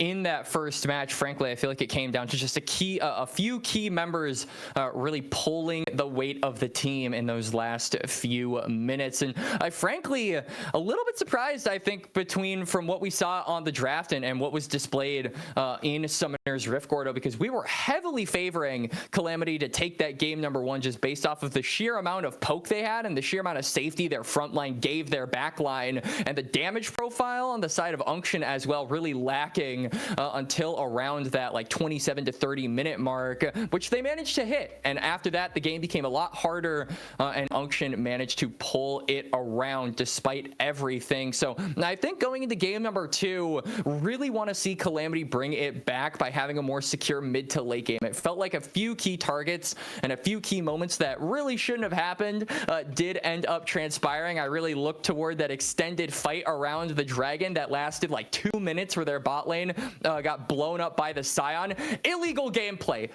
20 years, no probation there for that play. But I think now they will have learned their lesson. And yeah, going into the draft, I don't expect we'll see a ton of variety throughout these bans. This is one really big offside, or downside rather, of Fearless, is that usually the same 6 champions are the same exact bans going into the draft. Yeah, that is often the case. We'll see if there's any exceptions to be made here. Maybe just looking to pinch out on some of the synergies that become more powerful when other potential counter options are taken off the board. Do certainly think that we are a little bit less likely to see some of the mega tanks of the world after the Scion and the Mundo both do find their way off of the list. But never say never. There's definitely, it's not impossible that we get like an Ornn Cassante game in the near future, but we'll find out how that priority is going to fall. Trundle and Jax both going to get banned away by Unction, continuing to try to target Lil Pistol's champion pool, and going to find out if we do get to see that mythical Ivern at some point. But other than that, the ban's likely staying the same here. There is going to be an Akali ban directed over in the direction of Doxa, though. Yeah, I am definitely on the lookout there for that Ivern pickup by Lil Pistol, same as you, Gordo. But Unction on that blue side, like you said, Orianna and Azir both being taken away leads me to believe they'll probably pivot to jungle or top. I mean, Ambessa is still available, and both of these top laners have experience on that champion. Traydog in particular has 5 games of it, so if you want to deny him a comfort pick, I think that Ambessa could be the way to go. Not only that, but it's also a flex. A lot of high elo junglers have been singing the praises of that champion at the current moment, how fast she can clear and how strong she is in the late game. But Unction are going to go for a classic and instead lock in the Xin Zhao. So you have your fighter jungler, but you miss out on the Orianna and Xin Zhao and the Taliyah, who are the perennial Xin Zhao pairings with this pick. Yeah, and the Xin Zhao been a big pick for Unction all season long. GFP with 5 games of it already. That's 1 in every series they have played. This will make it 6 for 6. So definitely going to be well-versed in the Xin Zhao. On this Unction side, the Karma going to come through for PVS nice and early. That's also going to be a denial away from a pick that has been used by Silver quite a bit, and he's starting to really feel his champion pool getting a little bit pinched here. Not been one for many of the hard engagers of the world. In fact, hasn't really played any hard engagers. His remaining champions that he's played this season so far are Braum, Renata, and Soraka. Yeah, so I mean, I feel like all of those champions are a little bit cautionary this early on into the draft, unless you do end up picking your AD carry, which is exactly what they're going to do. So they'll snag away the Lucian Nami combo here, which I think is still good. I think this is a very short-range comp from Unction so far, and they are going to need some form of hard engage to go along with it here on 4-5. But Calamity now are probably going to pick up their own AD carry. I do like Sivir in this situation. I think On the Hunt has a ton of value if you are looking to have a little bit more of a skirmish-heavy top side. It also functions well with the Karma, so could be a nice answer into the raging fire that is Lucian Nami. Yeah, definitely. So going to look to maybe play this a little bit safer, like you said. I could see something like the Ezreal coming out, although it's not generally something that's in Smalls' traditional champion pool. Could also go for some other items, though. There's stuff like the Sivir. He's played a lot of the Corki as well. There's that Volibear we talked about for a little pistol earlier in this series, and they'll end up coming on through. That's a Zehen ban. Zehen is already disabled. You don't need to ban it. There he goes. Yeah, we're gonna back to the corner. All right, yeah. I mean, Xin Zhao's already here as well, so how can we pick Zehen, or how can we give Zehen any attention when Xin Zhao is available, right? I mean, or why can we give Xin Zhao attention? Man is dead in the lore, so what is this? As we are going to be seeing that Ezreal taken away by Unction. And yeah, I still think Sivir is a really good call out here. I think another AD carry that could work, though I'm not as big a fan on it, is, yeah, the Ashe. I think really works out. That Enchanted Crystal Arrow, Volibear, and Victor are both really going to like the just extra little bit of pick tools on their side to be able to capitalize off of that with their own CC and their own damage. And now Unction here. Again, I think that you want, to keep up the theme of that short range, but you also need hard engage. I think that the Nami wave is not a good go button, and Xin Zhao isn't enough. So Ryze being picked here, join it up with Ambessa. Come on, this is a good Ambessa angle. You've got immobile AD carries, you've got immobile mid laners. That public execution has so much to do in this game. I love it. And not only that, but it's a boil the oil champion as well. I feel like this guy loves to play his fighters, and Ambessa is the perennial fighter in the meta right now. And first of all, what's with this hypocrisy, Quaz? You're complaining about champions that are dead in the lore, and you're asking for an Ambessa that is actually in the draft. That aside, Renekton going to come on through here for Trey Dog. Lonnie, of course, we talked about his champion pool. He gets Victor's one of his dead too. Victor's dead too, technically. Is he not? Sure, he's his own thing. Yeah, we can call it dead. Why not? I don't know. How canon is Arcane? He's probably dead. It's canon. I think the showrunners said it was a canon show. No. They changed the rules on it a couple of times. They do. We'll say it is. We'll say it is. If Ambessa is, then Victor is for sure. And Xin Zhao joining them now. Congratulations to all of them for that elite class of champion, as we're already out of the game. And that lock-in from Trey Dog's Renekton means that we are going to have a fighter v fighter top lane. So looking to see if these guys are going to continue to scrap it out the way that they did in game number 1 on the tanks. And I wouldn't be too surprised, actually, if GFP initially decides, hey, I'm going to path toward the bot side, because the big objective here for PVS on this Karma, I mean, you talk about the skirmishing heavy top side, and I absolutely agree with you. I think his objective is going to be getting toward that top side and making sure that his fighters are in a position where they can really thrive in that mid to late game. So if you're the Xin Zhao, you're thinking, okay, Karma leaves, time to dive bot lane 24/7, or at the very least limit what the Karma can do by constantly threatening dives. So I think that there are, a couple of schools of thought here that can be owned by the Xin Zhao here in game number 2, but I wouldn't be fully against him putting his foot on the gas around this bot lane matchup, knowing that this Karma will be absent from the lane at a certain point. And we're back. Thank you, everybody, for sticking with us through one more short pause. Does look like our boys have turned off streamer mode. Props to them. If their lunch privileges are returned, and we will get to see a little bit of a delayed invade coming through here from Calamity. They definitely want to be trying to keep tabs on GFP. PVS stepping up pretty far here as well. We'll exchange some blows with Silver, and we'll get a ward down onto the birds. So they're going to know where GFP is one way or the other. Absolutely will, as I'm a little bit interested to see how this 2v2 actually pans out here in the bot lane, because on one hand you've got Lucian Nami, right? I mean, they're known for their 2v2, they're known for their skirmishing, they're known to be quite good at it, but then you've also got Smalls and PVS on, double range bot lane who can really poke you out. So I think this level 2 is going to be really telling of how the dynamic between these two bot lanes is going to shape out here. Absolutely here. Early volley starting to come on out. Still going to be well within kind of the wheelhouse of both of these bot lanes to be able to play some of these double range setups. This is going to be 4 for 4 on ranged champions in the bottom lane for both teams so far in this series. And it was a pitched back and forth battle last time around. This time around, Smalls kind of weaving in those volleys, starting to get some of that early harassment. Lonnie going to take an early level advantage in mid lane. You definitely expect to see this Victor really bring in the pain onto the rise before the first few levels can end up coming through. Level 2's achieved by both bot lanes, and Smalls will not be punished by the deficit too much. PBS going to continue to thread in some more of that poke with the Mantra Q, and Paragon falling very low for it. Good one trade by Calamity here, taking control of the bot lane early on. And we said that the level 2 proc from both of these two bot lanes was going to be really telling of how the lane phase went. And honestly, I feel like we hit the nail on the head there, Gordo. Immediately, they go for an aggressive trade. And honestly, it favors Calamity as they're the ones that just continue to push this Lucian further and further under his tower. Paragon really not having a good time on this Lucian so far. And they can't really retaliate because sooner or later that Volibear is going to be down on the bot side. He's actually significantly ahead in clear speed compared to this Xin Zhao. So if a 3v3 does break out, this Volibear can maybe make his way toward the Tribush and surprise this Xin Zhao with an early bit of damage.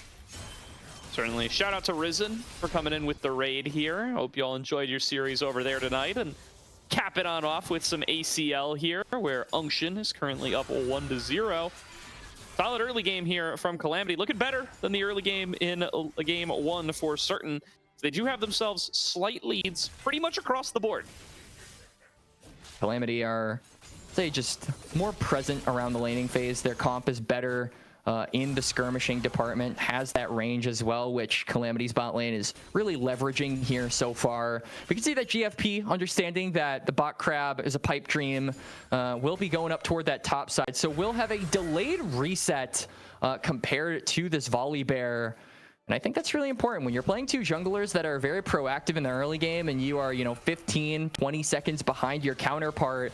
It can be a really big deal when trying to get to some of those more contested spaces like the Tribushes that we talked about. We can. Want to see what Lil Pistol's able to do in this early game Volibear in particular. We know how dangerous that pick can be. Do like to see the lethal tempo on him as well. Really looking to stay in these fights long term and really spread some damage. He's got a Fiendish Codex on his first recall, so you got to believe that this guy is looking to bring a little bit of extra damage to the table compared to a traditional, more tanky, bruisery Volibear. Traydog getting on in there with the slice and dice, going to be able to find his stun and to boil the oil. They do exchange blows. The level advantage for Traydog going to certainly favor him in that exchange, and the heavy poke from the Calamity bot lane really starting to be felt as well, as they've got themselves over a lane, over a wave of CS ahead, and it continue to keep Paragon and Silver chunked very low. You could see that Lil Pistol with that hawk shot did actually see that GFP was just starting up his Gromp, so understands that the Xin Zhao is really behind him in clearing. So I like this aggressive move onto the tier 2 Raptors. He's got the information necessary to track that pathing and is just going to look for those tier 2 Raptors, maybe look for the Xin Zhao to face check into him, knowing that he's got the priority in both mid and bot, so his laners can assist him if a fight or a skirmish does break out, and yeah, it looks like it will. Hovering the bottom side here. Great choice by him to make sure that he is going to be able to get out of this one. It's a flash forward from GFP, but Lil Pistol was waiting in the wings and connects onto him with the frenzied maul. Now looking to finish the job. The win becomes lightning. Connects onto Lonnie, though, and will get first blood. He's angry. Lil Pistol with a chance to finish off a second. Will not get it, but will blow the flash. Flashes from all 4 members of the battle, and it's a 1-for-1 trade. Honestly, credit to GFP there. This man got lemons and made lemonade. He got his tier 2 Raptors taken. He was surprised by Lil Pistol's presence around the corner, and he managed to trade 1-for-1, which, speaking of trading... Traydog taken low, does pop the Dominus to keep his health bar nice and high. We'll get the additional rage, but thinks better of an extended trade. Boil the oil, of course, did have to flash. So going to be able to say, hey, you know what? That's a victory. I've got a significant CS lead.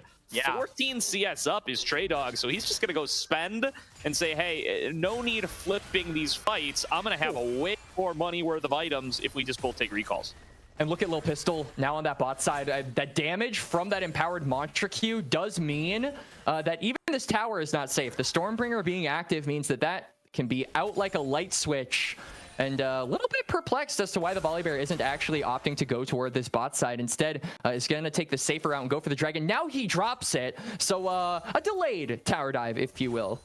It will be synced up with this wave, though, and there's going to be the double slow. There's the execution. PVS just gets the kill off a Mantra Q, and there goes the turret. There goes the feat of warfare. Lil Pistol with his second kill of the game. Meanwhile, Traydog going aggressive at the same moment, maybe inadvisable, going to have to flash into the enemy jungle, gets snagged by Boil the Oil's public execution, and this will be a fight to the death that Boil the Oil wins. It's a 2-for-1 cross-map trade in favor of Calamity, but still Boil the Oil getting some resources on this Ambessa, and that's so important for Unction if you're looking ahead of time, because we talk about the importance of that public execution being a massive go button for this comp, and he has to be healthy, he has to be tanky. I've always said that I think one of the biggest differences between Ambessa in the early game and Ambessa in the late game is how tough she is to kill. She's got the damage profile from minute 1, but it's just about transitioning from a glass cannon into a bruiser, and that can only come from items, and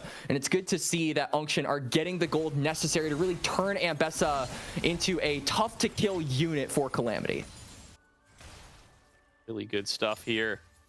And now we're going to have Lil Pistol with that significant gold lead to be able to actually get in there and brawl. I mean, only a couple hundred up right now, but he's got a lot of jungle camps respawning here as well. Going to be able to finish off these grubbies too, thanks to the fact that he was able to participate in that earlier skirmish. Traydog doing his best to hold out the 1 versus 2. Will be able to successfully clear out the wave. Boil the Oil stuck under the turret on his own side, and that means this is a full 3 grub take for Calamity. And similar to last game, I feel like the range from Smalls and PVS here is going to be really useful in tandem with the grubs, because you're just going to get a lot of that plate gold. We can already see that they got a plate earlier on the bot side. Now they'll have that buff to be able to go along with it. Lonnie as well, with the Q empowered autos, is going to have a lot of tower taking potential with the Victor, as Traydog double dashed in. Oh, nearly going to be able to take out Trey, and they do!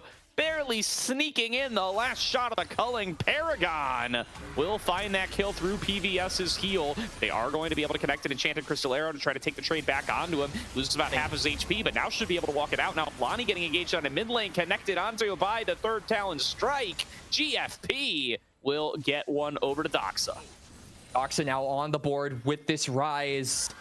And like we said in the draft, this is a very short range comp. Rise, one of those champions that with that Realm Warp can really be good about getting his team around the map and making sure that it isn't into their deaths, it's into a actual cross-map play that they can make. Doxa as well, just one of the big scaling units on this comp, so making sure that he gets that gold early on, going to assure them that the late game win condition does stay alive, along with those dragons that can be a really strong confluence to bring your game full circle. Trying to take that gold lead back, our Unction, but here's another fight breaking out. Lil Pistol does still have the Stormbringer, opts not to use it, as that flashback away from Paragon will get him into a safe distance either way. Probably a wise choice from Lil Pistol. There's going to be Bubble connecting onto PVS, but Lil Pistol just going to keep that brawl going. Lonnie is got GFP pretty low. Wind becomes lightning, though. Connects onto 2, and PVS drops nice and quickly. He's going to be able to turn that into 2 with some assistance damage from Paragon. Doxa showing up does make this fight pretty tough. Lonnie going to try his best to rain down the damage. Lil Pistol able to avoid some more of these spell fluxes, but he just won't be able to keep going for too long. Overload trying to stay alive, can't find the frenzied ball to heal back anymore, and Lonnie just barely short on damage. One more shot from the turret will finish off Paragon and bring this fight a little bit closer to parity. It is a messy fight, Gordo, but at the end of the day, it feels like Calamity is, we're not done yet. Traydog popped the Dominus. Yeah, looking to take the trade onto Boil the Oil, but Boil the Oil should be able to dance out of that one with Drakehound's step. Traydog, though, continuing to push this advantage, though. This is going to be more minions that die to turret and more plates for Renekton. I think Calamity, the big breadwinner for a lot of these exchanges, has obviously been Lil Pistol, right? 3-1 on his coveted Volibear. He really feels like the only one, though. He's got 3 of their 5 kills, and we talk about how important it is to accelerate the entire top side of Calamity. The rest of the members really aren't in a position where you can comfortably say they are accelerated. Right now, Traydog is 0-2. Lonnie is 1-2, only helped by the fact that he is you know, really behind actually in CS compared to Doxa by about 10 to this rise. Is a public execution fights on 2 fronts. Another fight breaking out on the bottom side. Draven Baka gets healed back up by PVS's Redemption, avoiding these bubbles as they come on in. Paragon getting held still by PVS, and it will be a 1-for-1 exchange, but PVS stronger in the support. Meanwhile, Lil Pistol, he's in a 1 versus 3. How did my man get here? He's getting out in fast order, though. Boil the Oil cuts him down. What's a polar bear doing in Arlington, Texas, Gordo? This man is way too far up. Is now Boil the Oil flashes with that second proc of the Q to try and secure the kill. It will be flashed away from, and now Lonnie in trouble. Yeah, does have PVS here for the backup. Going to do his best to pump out the damage, but it's just not going to happen. And now PVS might be up too far in the creek. Going to flash back over the wall, able to avoid that when it becomes lightning. But Doxa's got enough damage to spare. GFP finishes off the kill. That's bloodthirsty from Doxa as he gets his second of the game after immediately finishing up that Roa. Now we can see Unction materializing around this bot side. You've got a dragon in about less than a minute, and Smalls is completely isolated. Ooh, firing out the Enchanted Crystal Arrow nice and early. Just knowing, hey man, if GFP touches me, I'm probably going to die. So make sure that he can't do that and walks it on out. A bold choice to use the ultimate early, but does seem to save him this time around. But now the culling being opened up, he's going to lose about half his HP, but PVS does arrive to help him out, make sure he's able to clear out this wave. On that top side, Traydog really starting to get desperate for some of these trades. You, as Renekton, only have so long to actually, you know, bully or leverage the fact that you are a lane bully, and it feels like that time is slowly starting to pass. I mean, Boil the Oil has the better health bar, has his Eclipse, and is scaling in a way that Renekton really just doesn't have access to. So Traydog is trying to find any excuse to fight. He's going to pop the Dominus. Yeah, going in for this fight, does have the Stride Breaker at his back instead of that Eclipse, so not going to have that additional shielding. Boil the Oil fires out public execution to get over to the other side of the Renekton and will now back away. Both top laners low means Calamity want to take this 4 versus 4 for the Dragon, already knocking it lower and lower, and Lil Pistol will be able to secure it. Now Doxa taking a fair bit of damage. Chaos Storm gonna get thrown down by Lonnie, and they will both back away. Nobody gonna get engaged on in this battle, but we hit it. Gonna walk away with the objective. Boil the Oil does not find the reach to take down Traydog.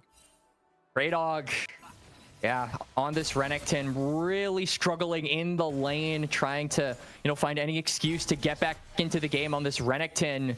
Last thing you want as a Renekton is just to be relegated as a stun bot. And honestly, I feel like that task is going to be difficult because you have to deal with the, you know, mountain of peel that Unction have drafted here. You've got to deal with the Nami tidal wave. You've got to deal with the Rune Prison. You've got to deal with the Crescent Guard. There are so many tools that they have to be able to kite you away from their backline.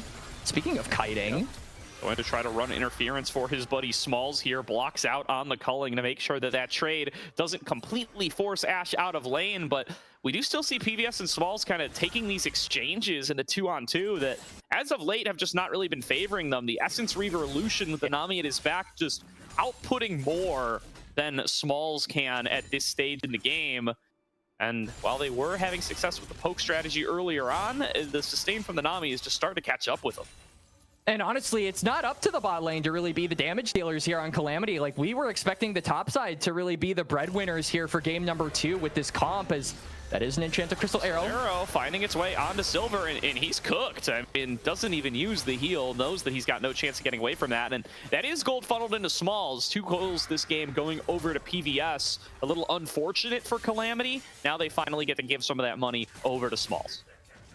Smalls getting his first of the game, but it's not without its trade on the top side. Calamity will pick up, I believe, the first turret of the game. Yeah, it should be. But it's Feats too. Unction. Yeah, that is Feats, but Unction as well, going to be getting that Herald, and frankly, I think this is going to be really useful when trying to claim that second dragon. You just pull Calamity away from the bot side river to go deal with the Herald knocking down, or at least threatening to knock down that turret. They've got to be really cautious about that one, and also just cautious about fighting on an absent-minded timer, because at any point, Unction, they win a fight, they could turn a bad situation into a worse one with that Herald by just taking a turret along with those kills. Yeah. With you bringing that up, I mean, it's interesting to see that Calamity are kind of prioritizing a little bit more scaling here. You know, Lonnie goes for this Rod of Ages build on the Victor. Although before I say that, Traydog getting ganked 1 versus 3, does have to pop the Dominus and might not be able to survive even with it. Gets the Q, stays alive a little longer, but will fall. Meanwhile, Paragon getting absolutely demolished in the bottom side will be killed off by Lonnie. It'll be a 1-for-1 of the cross map. Yeah, it's a cross-map trade, like you said, but the big difference being that there is a tier 1 turret on top side and no tier 1 turret on the bot side. So, Boil the Oil with no teleport on Traydog and Lonnie on the bot side having to threaten and grab those waves for himself. They may be forced to give up this turret, though it may also survive given that Unction actually don't have any grub buffs to go along with it. So, that maybe being a big difference maker with these two side lane threats. Yeah, I've been selling assists and CS differences short. Draven Baka, the farthest ahead in this game by a lot. This guy is over 1,000 gold up over Paragon after that last kill, and is really starting to scale into this game, although without getting collapsed on here by Silver. Able to avoid the bubble, but Paragon still just outputting more damage. PVS going to throw out the heal. Lil Pistol doing his best to keep Doxa from joining the battle. And Lonnie is coming up through the river as well, having crashed another wave to the bottom side. Lonnie getting a lot of alone time on that bottom side means that turret is starting to fall lower and lower. Now finally Doxa gonna get over here and respond, but he's getting collapsed on. Lil Pistol going to be able to find the stun. He gets stuck on top of the gravity well. He's not going anywhere. Doxa is collapsed upon and picked off. And this just means Lonnie is going to be able to continue, you know, bullying around that bot side. He's going to be able to push more of those waves, generate more of that gold on the Victor. It actually forces out the teleport from Boil the Oil. So the Ambessa, crucially, not going to have that one for the Dragon coming up in about 30 seconds. Wow, another aggressive Enchanted Crystal Arrow coming out of Smalls and PVS. They are confident in their ability to fight this out because of the gold lead on the Ashe, and it works out for them big time that time. They get themselves so much. 3 summons, you're on a ward, and the turret, and the 1 fight. That's a lot of flashes burned as well. I mean, Doxa having to burn his summoner, Silver having to burn theirs, does mean that Calamity will go into this fight with that advantage and should be able to pick off some of those, you know, squishier targets on the side of Unction a lot easier. Unction now gonna go for the Herald, but I don't even think this kills, and this doesn't actually buy you much space to generate control of that bot side river that we talked about. No, and Traydog having just finished this turret, he's going to complete a recall and going to be able to teleport into this battle. Comes in from the bottom side. That's going to be the flanking angle. They need a little bit of time for him to be able to get over there, but Silver getting caught in the jungle will be finished off. Now they are in the pit trying to finish off the Dragon, but Traydog coming in on the opposite side. Not going to be a success from Lil Pistol, but what about the combat? Paragon stunned up and taken down. Boil the Oil into the back line. Will be able to finish off Smalls, but the rest of this fight is all Calamity. 4 members down. And Unction just get torn asunder. Calamity are collecting in this game as now Doxa, the lone member, has to run. 1 more hit would do it. That's the ace. Unofficial as Silver has already respawned, but Lil Pistol gets himself another. With that full damage Volibear build, gets himself the Flicker Blades, gets himself the lower cooldowns, and he's about to get himself the Otacon. Yep, the timing is immaculate. GFP is still down, and Unction are still reeling from the Calamity punch to the face that they just received. They did get the Dragon, but it's only the second one, Gordo. At the end of the day, that is a consolation prize. It is just delaying the soul further, but based off of how Calamity are playing, they won't need the soul in order to win this game. Their targets are really starting to scale up. This should be really closing in on that 3-item Victor, as well as getting, you know, around that 2-item Ashe. So those breakpoints being hit for key members of Calamity means that you really don't need to undergo the arduous task of collecting 3 more dragons in order to secure a win. Yeah, and the gold allocation on that team fight for Calamity, just about as perfect as you can get it, because Smalls gets focused and isolated as the one with the most money, but they get all of their kills on towards Lil Pistol and Lonnie. Particularly Lonnie finally gets to get himself online here. He's got the finished Rod of Ages. He now gets his second item near third. PVS caught out, fails the flash. He is done for. My friend PVS, that's a face palmer right there. He goes down, but There's no objective up, and I feel like really the only thing Unction can do is continue threatening this tower. Maybe they can threaten Smalls. What a flash from Paragon. Clears the enchanted crystal arrow, finds a near solo kill on the Smalls, and now we'll be able to get onto the inner turret as a result. Lil Pistol desperately gonna try to turn this back into a positive play, and GFP might be up too far, does have to use the crescent card to try to get away. PBS coming in with the redemption, can still do that while he's dead, but Lil Pistol and Lonnie not gonna be able to collapse the rest of the way. Another turret going to fall to boil the oil, and everything kind of crumbles for Calamity here. They lose a lot of the lead that they had built up earlier, but a flash stun from Trey Dog will lock down Paragon and get some space for Calamity right back onto the map. It just feels like both teams maybe playing a little bit disrespectfully. PVS walking up to that bush, not knowing that 3 were in that area. He gets taken down. Smalls walks up a little bit further than he has any right to. He gets taken down, and then Paragon steps up without knowing that the Renekton is in hot pursuit. So he inevitably dies. What's with these bot laners and this ego, Gordo? What's going on? Is there something in the water? Paragon saw his former teammate Cryogen announced on an LCS roster today, and he's popping off, man. He's filled with a newfound confidence. Yeah, I gotta go. I gotta join my bro, right? That's the mentality. Absolutely slamming on these last couple of engages, and all I can say is that every single time I try to do that, I flash on top of the enchanted crystal arrow and I waste my summoner. That's all I'm saying. It's GFP finding an engage onto Trey Dog, but Trey Dog should be able to walk it right out. Trey Dog getting out of dodge as we're at the 23-minute mark. Gordo, I feel like this Renekton really has to be just playing for his team at this point. We can't really be, you know, throwing trades down into this Ambessa at this point, not only because we're at an item disadvantage, but also because our time in the sun as this champion, it seems to have set. At this point, as Renekton, you're kind of just relegated to a stun bot and or dealing with side lanes. As now Boil the Oil may be in trouble, but he is Ambessa. TP coming on up here for both parties. This is going to be a 4 versus 3 in favor of Unction. Can the Volibear do enough to fight back? No, he cannot. He's already finished off. Now Lonnie is in too deep, flashes back, but stuck in between a rock and a hard place. 2 more kills to Unction. They get a 3 for 0 on the top side. And Boil the Oil with the ultimate, the public execution. He just opens the floodgates for the rest of them to pile on into the fight. Paragon gets an absolutely massive culling, and he demolishes the members of Calamity. The top side gets found and taken down, and now it's sole point for Unction. What felt like a harmless second dragon that Calamity could easily come back from with their numbers and members scaling has now turned into a legitimate win con that Calamity have to be worried about. Absolutely does.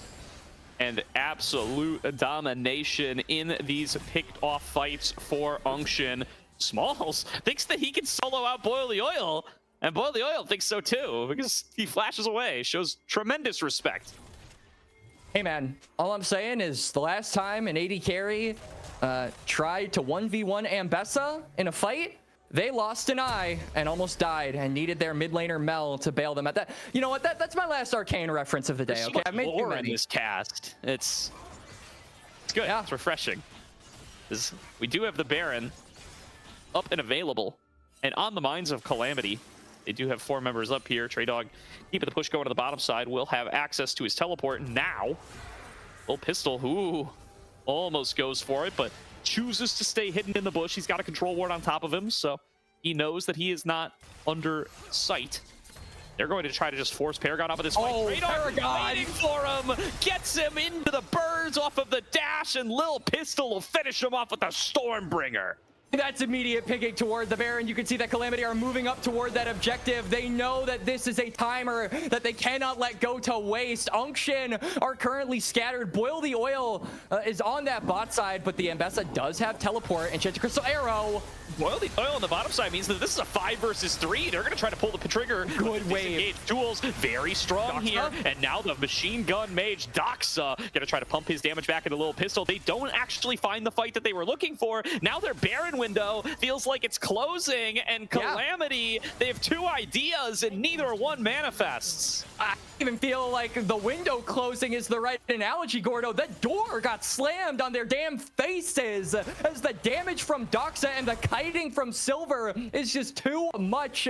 And after getting a crucial pick onto Paragon, all they're left with is losing their bot lane tier 2 to Boil the Oil.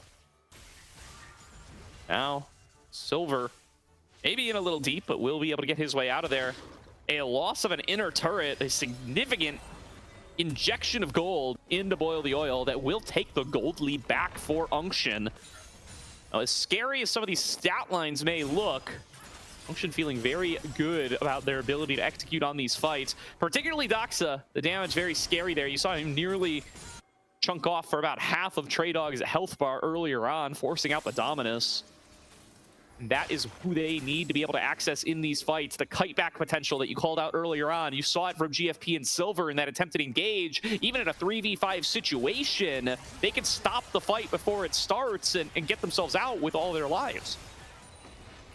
It really does feel like Calamity in a lot of these fights, they're just getting kited around by Doxa, by Silver. They aren't able to close that gap that I feel has been the biggest difficulty. And now you've got the Baron to deal with. You've got the Dragon coming up in about 2 minutes, and Calamity cannot let that one go. This would be a Chem Tech Soul for a comp with Ambessa and Zinzao. Similar to game number 1, where we said it was going to be difficult for the Mundo to get killed.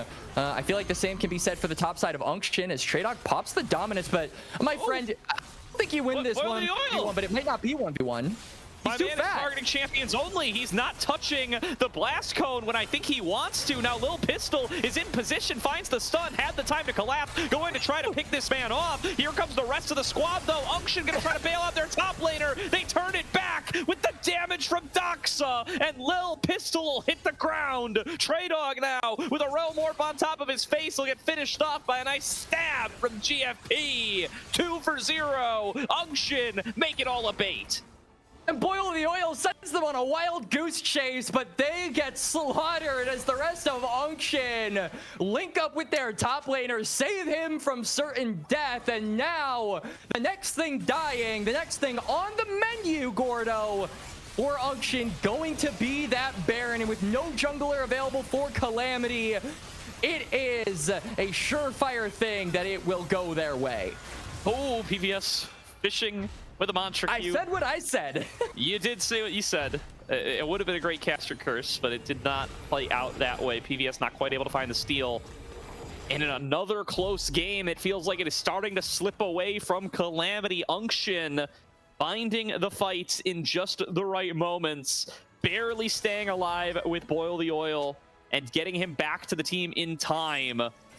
Trey Dog and Lil Pistol finding that their champions are becoming less of solo carry threats and more of stun bots as the game goes on. And if that wasn't a perfect representation of it right there. Absolutely. I mean, hey, stun bot from Renekton, stun bot from Volibear, and feels like it really was just a matter of timing for this Volibear and this Renekton, because you are early game threats, you are champions that really excel at having that proactivity. Now though, we're coasting 30 minutes, the soul is claimed by Unction, and it's very apparent that the early game threats, their time in the sun, their time to shine, it is completely dark now.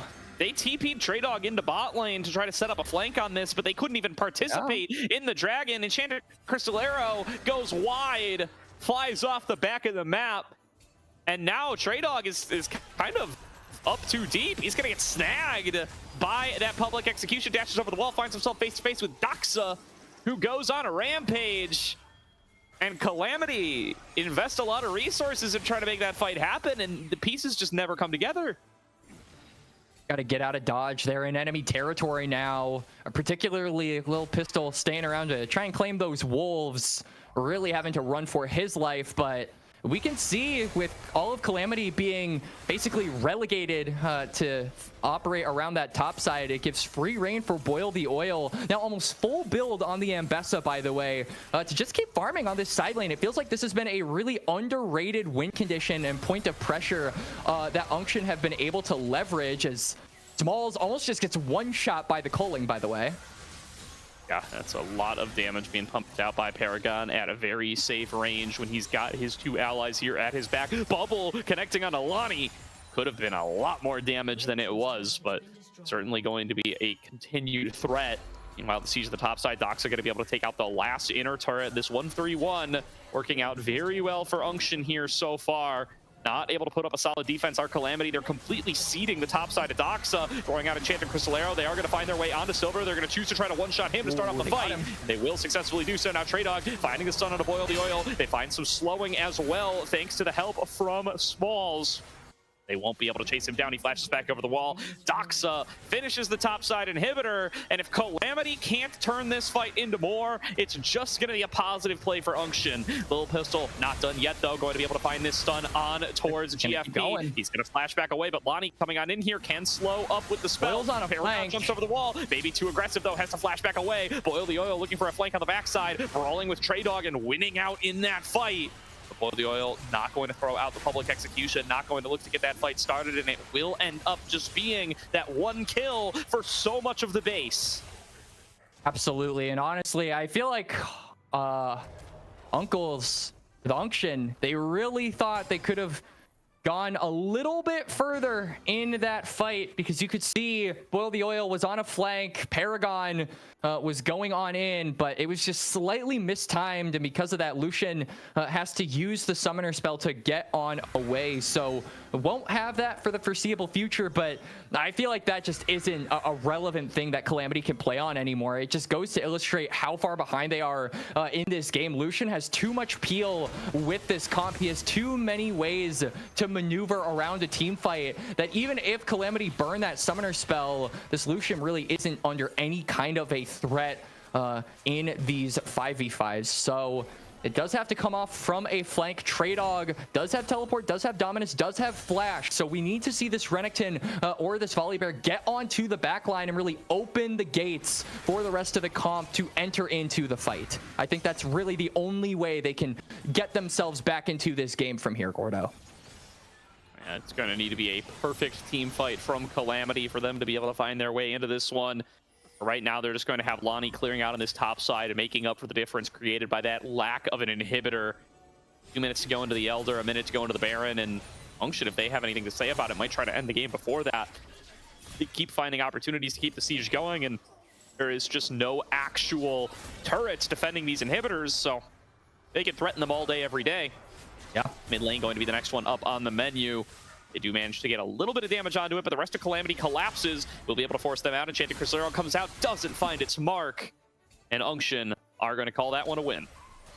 On a relatively low cooldown, so Smalls can threaten that ultimate in a little bit, but those flashes are available for actually only one member, or two members rather, of Unction. So there are a decent amount of targets you could hit that Unction would had to go into panic mode in order to peel for them. So that could be a potential window into a fight if you are Calamity. But another much bigger window is coming up in about 15 seconds here, Gordo. It is the Baron, and immediately preceding the Baron is the Elder. So if Calamity can actually stall out Unction taking this Baron off spawn, which is pretty likely considering they are all around this top side, they could threaten a cross map with an objective of their own.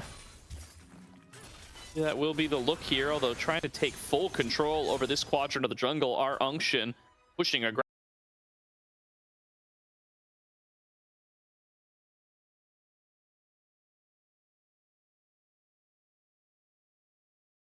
Calamity top laner for top laner. But look at the wave on the top side. The pings are coming through from Unction. That Calamity have to reset. You've got an Elder coming up in about 1 second. It has now made its way onto the map, and because of that, someone from Calamity has to back, has to base, and Unction have the numbers despite going even in the trade.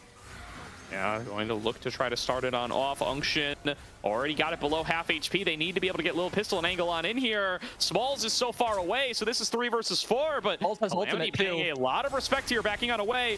Well, they're going to actually be able to keep it aggro to try to change it for themselves. Little Pistol going to take the 50-50 from a disadvantage, and they will be able to secure it. Objective bounty as well as the Elder buff goes the way of Calamity, but what about the follow-up fight? Into the stasis goes Doxa. He's going to be in execute range, and Lonnie will finish him off. Now turning the fight back around, GFP taking incredibly low, but Lonnie has to be respectful towards the remaining members of Unction. They will successfully back away. They don't lose any more of the base, and Calamity will secure themselves the objective on an aggressive call to keep the Dragon aggro.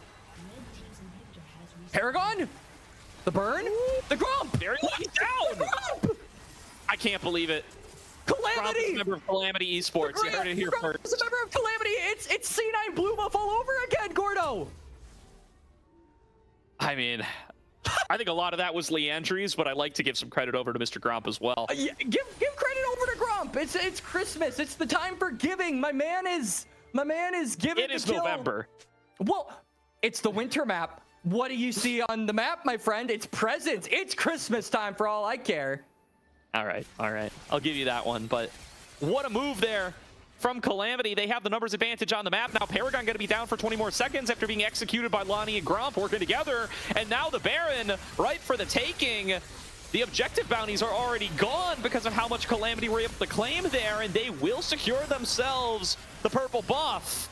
Getting another recall on off, going to be able to defend the base more effectively. The top lane inhibitor is respawned, and Calamity are right back in the conversation.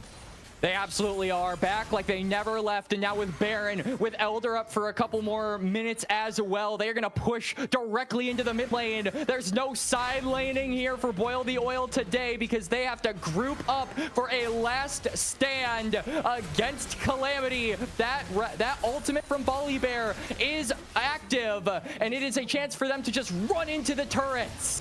Enchanted Crystal Oil comes out. It's going to find its way out of Boil the Oil. They're going to try to cleanse him away right away. Little Pistol going to turn off. Turrets are down. You're going to be able to take one of them down, but Trey Dog is falling down incredibly fast. Boil the Oil into the backline, trying to work his way through their health bars, but the Elder Dragon is still active, and that means 2 kills come up for Calamity in the blink of an eye. GFP staying alive thanks to that Crescent Guard. Doxa still clearing out the waves with the Dry's damage. Silver burning down, dies to the Leandri's damage once again. Shades of Paragon in the earlier fight. GFP and Doxa trying to make a stand, but PVS and Small are going to find the damage to force him back. GFP going to get executed by Lonnie, and Calamity from the absolute brink pull the game back to take us to game number 3.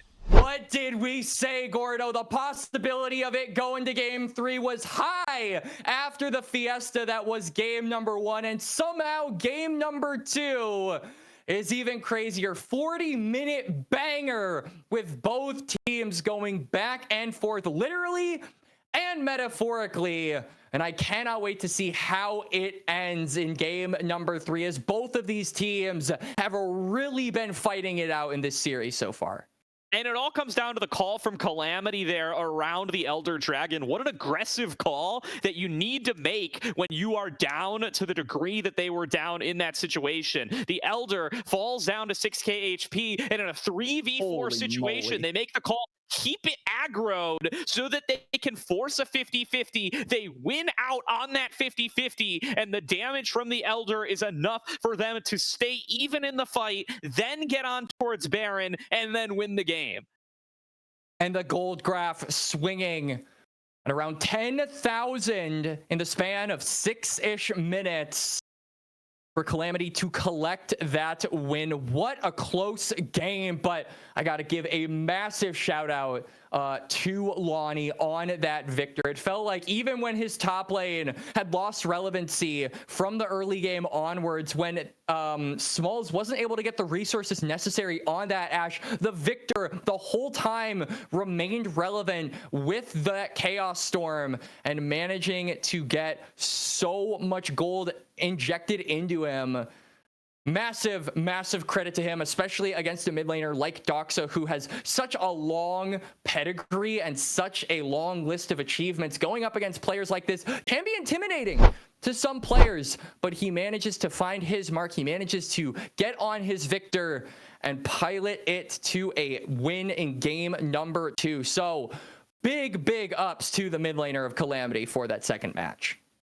Yeah, I mean, funniest thing there, and I had this point in the tank, and there are so many fights breaking out, so much action in this game that I never really got to talk about it, but they have that fight towards the bot lane early in the game where both mid laners get involved, and there's so many low health bars on Unction that Calamity can't quite figure out. They can't quite finish them off, and they end up losing out on the fight. And my first thought watching that fight was, Lonnie enters it with a Rod of Ages, and I'm like, if it's Blackfire Torch Victor, he gets a triple kill there. Like it really feels bad in that moment. But Lonnie knew the kind of game they were in for. It's a 40-minute banger. That Rod of Ages makes a whole boatload of a difference. It's also probably the reason that they actually finish off the kill on Lucian in the critical moment towards the end. What a knife's edge game that manages to get edged out by Calamity to take us to game number 3. So I'm not going to waste anybody's time any longer. We're going to throw it to another break while we get into draft for game number 3. Do want to shout out Zen Market one more time. It's promo code Aegis for 1,000 yen off your first international shipping fee, and code Aegis25 to get 25% off your first order. Thank you once again to them, and we will see everybody for draft number 3 in a short break.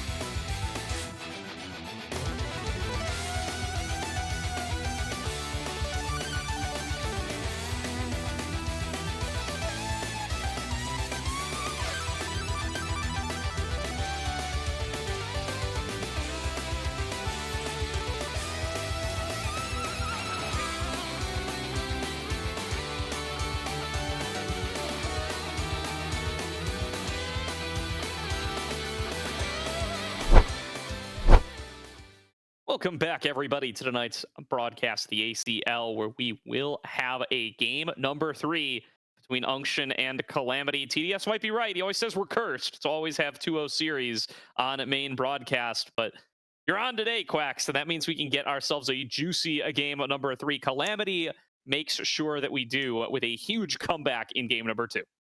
Yeah, absolutely. I feel like comeback would be putting it lightly. Like for the side of Unction, they had all of the late game threats they could have possibly wanted and were not able to close it out. And I feel like it came so quickly that we didn't even have time to react, right? Like they first initially lost Elder and we were like, oh, you know, that sucks. It's probably okay though. They just wait out the timer and should be good to go. Then they lose the Baron and then we're like, oh, it's fine because the Elder is wearing off soon, so they won't have both objectives in tandem with one another. They just ended the game. Okay, we didn't have any time to react to that, and it felt like, frankly, neither did Unction. So really good proactivity there from Prosperity, understanding that they needed to get going when they had those buffs active to try and end the game. It really was do or die time, and fortunately for them, they did in fact do. So now we're on to game number 3, and you were talking about some champ pool concerns here, Gordo. Why don't you illuminate on that here for game number 3? Yeah, I think, you know, Lonnie and Trey Dog have some of the tightest champion pools in ACL this split, and they're running out of champions very, very quickly. Lonnie with the Azir and the Orianna left, both of which have been banned every game so far, and then he's got one game of the Hui. Maybe we end up seeing the Hui here. And then Trey Dog, only the Calamity left out of champions that he's played this season, so we very well may have to see them on some new picks, or, you know, obviously it may just be predictable what they end up going for from here. Calamity, always a find blind pick, and Calamity may have to move over to the blue side for the first time here. I don't know if side selection has ended up coming on through yet, but we will wait and hear where they will be going for game number 2. But it very well could be a situation where Trey Dog has to blind pick for the first time this series. He's gotten R5 both games so far.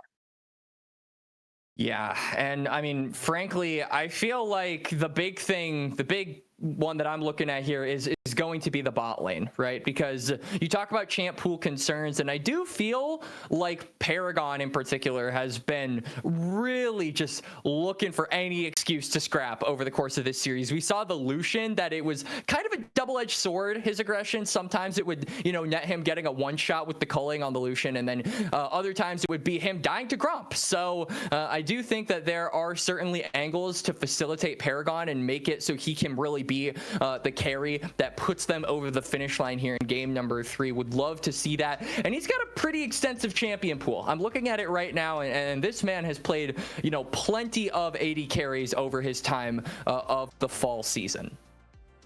Absolutely has. Going to have himself plenty of options available in this game, as well as only the Caitlyn and Lucian out of champions he's played so far this season that have been banned away. The Jhin and the Ashe, not champions that have traditionally been in his pool. So going to find out what he goes for in this game number 3 situation. So far, going to expect them to run back quite a few of the bans. The Azir, the Orianna, been exchanged back and forth. Do want to call out that Calamity is on the blue side now for the first time tonight. Yeah, and Calamity, I mean, Lil Pistol also has a pretty extensive champion pool. Obviously, you know, we are expecting the Jax to be banned away here. Yeah, that's just going to be the first ban by Unction, but he's, you know, he's got that Ivern in his back pocket. I don't think that'll be first picked, Gordo, but always is a possibility.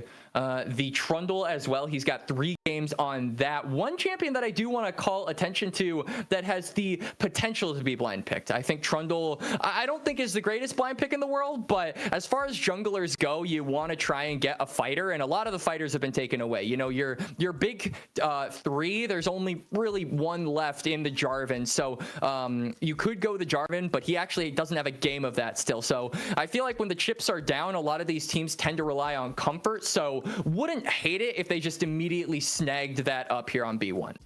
Yeah, they're going to keep that Akali ban. The Trundle been pretty consistently banned out, though, by Unction so far. It's been Jax, Trundle, and then the Azir as their go-tos throughout the series so far. We'll see if they break away from that, but I don't see a huge reason to. So I expect this is going to be a Trundle ban. or they're going to go straight to the Azir. So they're going to try to keep that mystery alive for the time being. We'll see if Calamity respond with an Orianna. They have to ban Orianna too. That's what as I'm well. saying. They might not have to, right? They can take one half of the trade if Unction is going to lead with the Azir like that. So Calamity might have the option to actually change up their bans now that they move over to blue side and just say, hey, you know what? If we can get Lonnie the Orianna, we'll take it. And that's what they're going to say right here, right now. They ban away the Yunara instead, taking that option away from Paragon, the only other champion left that he's played more than once. And now Unction, they feel pressure to ban this Orianna. They're probably, they banned Orianna, Calamity picked Trundle, they banned Trundle, Calamity pick Orianna. It really feels like a pick your poison kind of thing. Which champion does Unction want to deal with less? It'll be real funny if they don't actually end up picking either of those characters. So please make us feel smart here on the draft. Well, the Orianna already makes me feel smart, whether they blind Trundle or not. Do it, come on. They can. They certainly can. I think a lot of people are willing to play the Jarvan into the Trundle. GFP does have a Jarvan that he's willing to bust out, so wouldn't be the most shocking thing in the world for Unction to be willing to make that trade, but certainly an opportunity here to get something that Lil Pistol is comfortable on for himself, but he's got the flexible enough tool to take it later. There you go. You get the award, Quacks. Congratulations. Woo! The Trundle, all right, let's go. Selected by Calamity. All right, so now, honestly, if I'm Unction, I'm not super pressured to pick up that Jarvan at the current moment. Maybe you just snag it on 3 here and get some more high priority champions here on 1 2. Ezreal has also been a really popular ban, so maybe Unction decide to snag that one up here and just pick their bot lane right out of the gate. Definitely could be an option for them here. Do want to call out, something we've talked about a little bit throughout the series so far, but that Silver's not a big engaged support enjoyer. So the result of that is that a lot of the range supports have kind of fallen by the wayside here over the course of the series so far. 4 of them taken off the list. Boily Oil going to take a nice and early Aatrox here, feeling like this pick strong enough to be worthy of blind picking here. Interesting to see Unction instead want to save that R5 pick for something else. I wonder if we're going to see that towards the bottom lane, or if it's going to be for Doxa to try to potentially get a counter pick up against Lonnie. They are going to take the Ezreal here for Paragon. All right, so Ezreal can, like you said, Paragon going to grab that one. And honestly, I feel like this is kind of against what we talked about earlier for Paragon. We said that this is the guy that loves to go guns blazing, both literally and metaphorically, loves to fight right as he starts onto Summoner's Rift. Ezreal is not a champion that follows by that rule. He is very much so a, chill out, get your items, and then become kind of a menace toward the mid to late game stages. So I wonder how this style is going to be adapted by Paragon going forward, especially because we're expecting potentially an engage support here, like you said, Gordo, for Silver, because so many of those meta enchanters have been taken away, especially the ones that are really good with the Ezreal pairing wise. Yeah, there's the Hui coming through for Lonnie, so it is that last champion we talked about earlier on. He is going to find his way out of that. Do we see Cassante for Trey Dog up against this Aatrox? I mean, the Aatrox generally considered a solid pick into it. Kind of has that extra little bit of reach to be able to brawl with the Cassante, and has that quick little dash to get away from any potential stuns. Whoa! And there he takes Smolder for Smalls. I like that. This is something he has played once already this split. Yes. Small's another player who I feel like I associate with playing real aggressively in lane a lot. Like he's called Draven Baka for a reason. This guy has drawn 11 Draven bans so far this split. It's a pick that most teams respect a lot against him. Unction has chosen not to ban it away at all, and it turns out, maybe that's a valid choice because Calamity have not gone for it. But I feel like this is an absolutely brilliant pick, because you look at the Ezreal, and like we talked about, you're not expecting a ton of scrapping whenever this champion is, picked on up. And, Ezreal scaling is one thing. Smolder scaling is another thing entirely. He is basically saying anything you can do, I can do greater. And so I feel like if we're going to be having a cordial laning phase, Smolder is more than happy to take that, because he has more benefits and more rewards for a calm, first 20 minutes of the game. So I think now the onus is on Unction to pick something either in the mid lane or in the jungle that can really upset that balance, make its way toward the bot side, and put some pressure on this Smolder to not just free scale and get out of control in the late game. And their choice for that is going to be Dox's Ahri, a champion that he has gotten many, many reps on over his storied career. He's going to snap that one up, and that's going to be their means to access Smalls' Smolder coming into this later game. is very adept on the champion and is anticipating the ability to be able to access that backline as necessary. Going to be good into the Hui as well, who is immobile and therefore vulnerable to being charmed. Unction now going to have to save their jungle and support for the back half of the draft. Going to take a couple more bans in that department.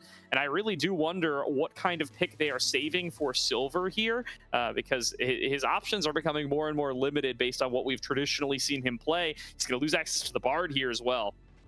Yeah, honestly, I feel like you're being shoehorned into going and engage support here, especially if Calamity, you know, take away something like the Senna. Like that also, I think, removes an option for you to play a little bit more passively with this Ezreal. So you're realistically, like, your best options, like you could go something, I don't even know, like you could go like a Lulu, but I don't even feel like that works because you don't have any hard engage that can pair up with it. So yeah, Senna's going to be banned away. So what are you going to go if you're Silver, you like enchanters? Are you going to stick to that style, or are you going to pivot and go, you know, Leona, Rel, maybe even like a Maokai support, just something with engage, which I honestly think they desperately need at the current moment. They need a go button, Gordo. Yeah, I mean, you can just snap up the Vi here, I suppose, for GFP as some really firm engage. It's going to be really good into the Smolder. It's going to be good alongside the Ahri. You know, it's good to the Ezreal as well. Yeah, and then at that point, maybe you can still go something a little more disengagey for Silver. He does play a lot of Braum. Braum Ezreal's a very safe bot lane, but it is going to get farmed by that Smolder. Instead, they are going to snap up the Rel, so we are going to get to see an engage pick from Silver for the first time this ACL, and that will be one of the potentially 2 go buttons that they have for themselves here. I still think that Vi very much on the table for this draft out of Unction. Calamity now going to look to finish off their draft. They need a support and a top laner. They know they're up against the Aatrox. There is the Gragas, a Trey Dog special. He hasn't gotten to play it at all this ACL so far, but he has had it banned against him. The second most banned champion against Calamity. Yeah, absolutely. Followed up now with a Sona. All right, the 25 minutes or post 25 minutes memes, get them in the chat. I was thinking, like, I was gonna say like Renata might have some effectiveness here to cancel the engage from Rel, but they are just gonna say we invite Silver to try. We want them to engage into us because we have got the survivability in the late game. This feels like a declaration from Calamity. Their late game is going to be absolutely monstrous in this game, Gordo. The only caveat really being that Trundle, who I'm kind of curious how they're actually going to have Lil Pistol operate in this game, because usually Trundle likes to work with lane to have, you know, heavy amounts of CC, can set up for him to be really proactive with that PTA that he's almost certainly going to take. You don't have a ton of crowd control pre-6. You've got like a Fear from Hui and a Belly Bump plus Slow from Gragas. So is Lil Pistol just going to say, you know what, my team is late game, I'll just play to be like a pillar bot and subjugate any of the frontliners that Unction decide to throw toward my backline? Yeah, I think that's in the cards. I think just tracking Jarvan and marking this Jarvan your early game responsibility can go a long way in this sort of draft, because you know, the reason we see this Sona here from PVS, and I do love to see it from him, is I almost can't imagine a less threatening bottom lane duo than Ezreal Rel. Like, what are they gonna do to him? If I'm the jungler and I'm seeing this in solo queue, I'm dodging. I'm just putting that out there right now. I'm like, I can't play for bot lane. It's the most like broken lane in solo queue. I can't do anything for that, no matter what I do.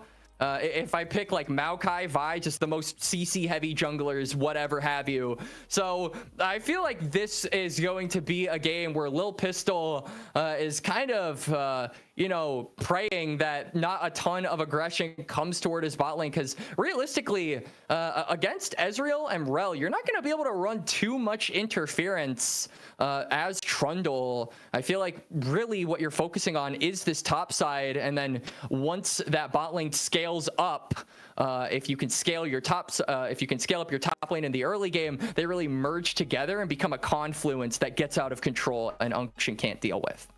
Yeah, and you're the jungler here, Quack, so I do defer to you somewhat, but I just wonder if GFP maybe, even though you can't play for bot lane, quote unquote can't play for bot lane, Sona's base stats are just so low that maybe you kind of can. Like, you could just get in there. Oh, you can play for bot lane if you're Unction. And basically, and basically solo killer. Like, so GFP could pay a visit down there and just try to pressure onto PVS, even though it's Ezreal Rel.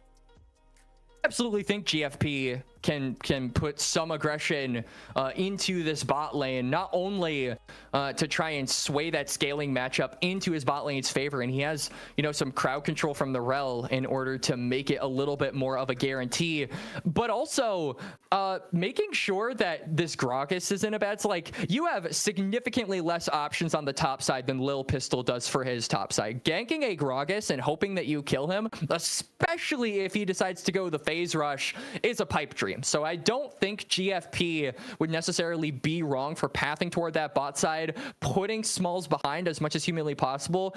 Like you said, abusing PVS's low base stats on the Sona and just making sure they have a tough early game. Do want to wrap it back here to what the stakes are. We are in the qualifiers. This is what Duan has lovingly coined the Super Gauntlet. That determines where you fall into playoffs and if you fall into playoffs at all. They are currently in a middle section of the gauntlet of level 2, where they're not fighting for qualification quite yet. They're not fighting for elimination quite yet. There are 4 teams above them that played for qualification tonight. Those series are all done, by the way. Congratulations to Peach Cats and Cupid Esports, who have qualified. And then there's 4 teams below them playing for elimination. Those games all still going on as we speak. And wins here mean that you are playing for qualification next week. And a loss here means you're playing for elimination next week. So a lot on the line for both of these teams determines whether the rest of your season is going to be potentially 2 opportunities to promote or potentially a direct relegation out of the ACL. Yeah, and I think for one of these teams, it's going to be really nice to get into that qualification. For Calamity, an organization that has struggled, I think, in the past to really put up those big numbers, to really put up those star performances. And Unction kind of having that 5 friends in a dream sort of vibe to them. A lot of these players have been around for a good amount of time, especially Doxa, who's subbing in, so would be really cool for them to be able to qualify after a lot of people have probably agreed that the stocks of these players have dropped somewhat over the past year or so. Yeah, and you know, Doxa, he may be a sub in on this team, but first of all, he's not an E-sub, right? He's a member of the Unction roster. He's been on their sub squad. That's why they're not losing bans or anything. And you know, even though he's not a starter on this team, even though he doesn't play with them week in and week out, he's got to be frustrated with how the summer 2025 ACL worked out for him. Playing on that Komodo team, playing with a lot of the teammates that he made a run all the way to finals with, and then making it to top 16 and no further, losing out at playoffs. That definitely stings when you were coming off of, you know, such a good run, making it to NACL promo tournament with that Cupid Esports squad, and making it to ACL finals with largely the same squad under the Conviction banner. It's disappointing to turn that right into a pretty underwhelming run. I think he'd like to, you know, get back to winning in ACL, you know, after a split like that. So this is his first game back. They're at 1-1. The pressure's on. He gets Ari. He's in charge of accessing Smalls in the back line. You've got to believe that he wants to perform right here, right now. Well, I don't think Doxa is the main win condition for Unction going into game number 3. I will say the amount of mobility onto Calamity Esports, which really is like little to none, means that some of these key charms, if he can find their mark onto some of the backliners of Calamity in crucial moments, could be really big and give Unction a resurgence in gold, the ability to really take over the game if he's able to land those. So certainly feels like he has the ability to be relevant in this game. Maybe not the biggest star of the show. I would definitely defer to both Paragon and GFP as the big carries, as well as Boil the Oil somewhat. Kind of depends on how he does in the laning phase. But yeah, I think for Doxa and for the rest of Unction, staying alive in the ACL and making this deep run happen is a way for them individually to make sure that everyone knows they're still here, that they're still willing to compete, willing to play, and that they are still strong players individually that teams should look at to sign in the future and give a chance maybe in the OQs of 2026 and beyond. Definitely. Even Titan, who's obviously not here tonight, he's usually in the mid lane for this Unction.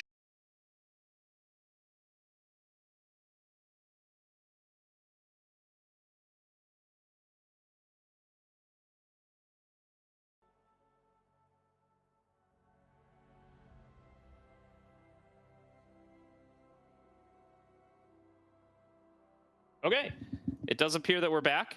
Sorry about the delay, everybody, but we should be good to go here and continue the game. Yep, and we can see both junglers materializing toward that top side. Lil Pistol actually going to spot out where GFP is.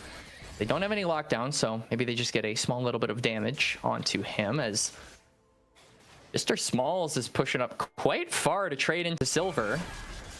He wants those early dragon training stacks, but he's going to be punished for that nice and early. Pops the barrier, flashes at just the last moment. Oh. Paragon's under the turret and will pick up first blood. A major mistake from the Calamity bot laner in minute 0. I mean, this man is on Smolder. You're not on Lucian. You're not on Tristana. You're not on Draven. You can't be walking up like that with no vision. He gets punished. And there we go. I mean, Paragon gets himself an extra dagger into the lane. And most importantly, it is going to be Smalls entering level 1 with no summoners on the Smolder. So this just invites GFP to really put the pressure on in this bot lane. Is dagger over boots really the call here?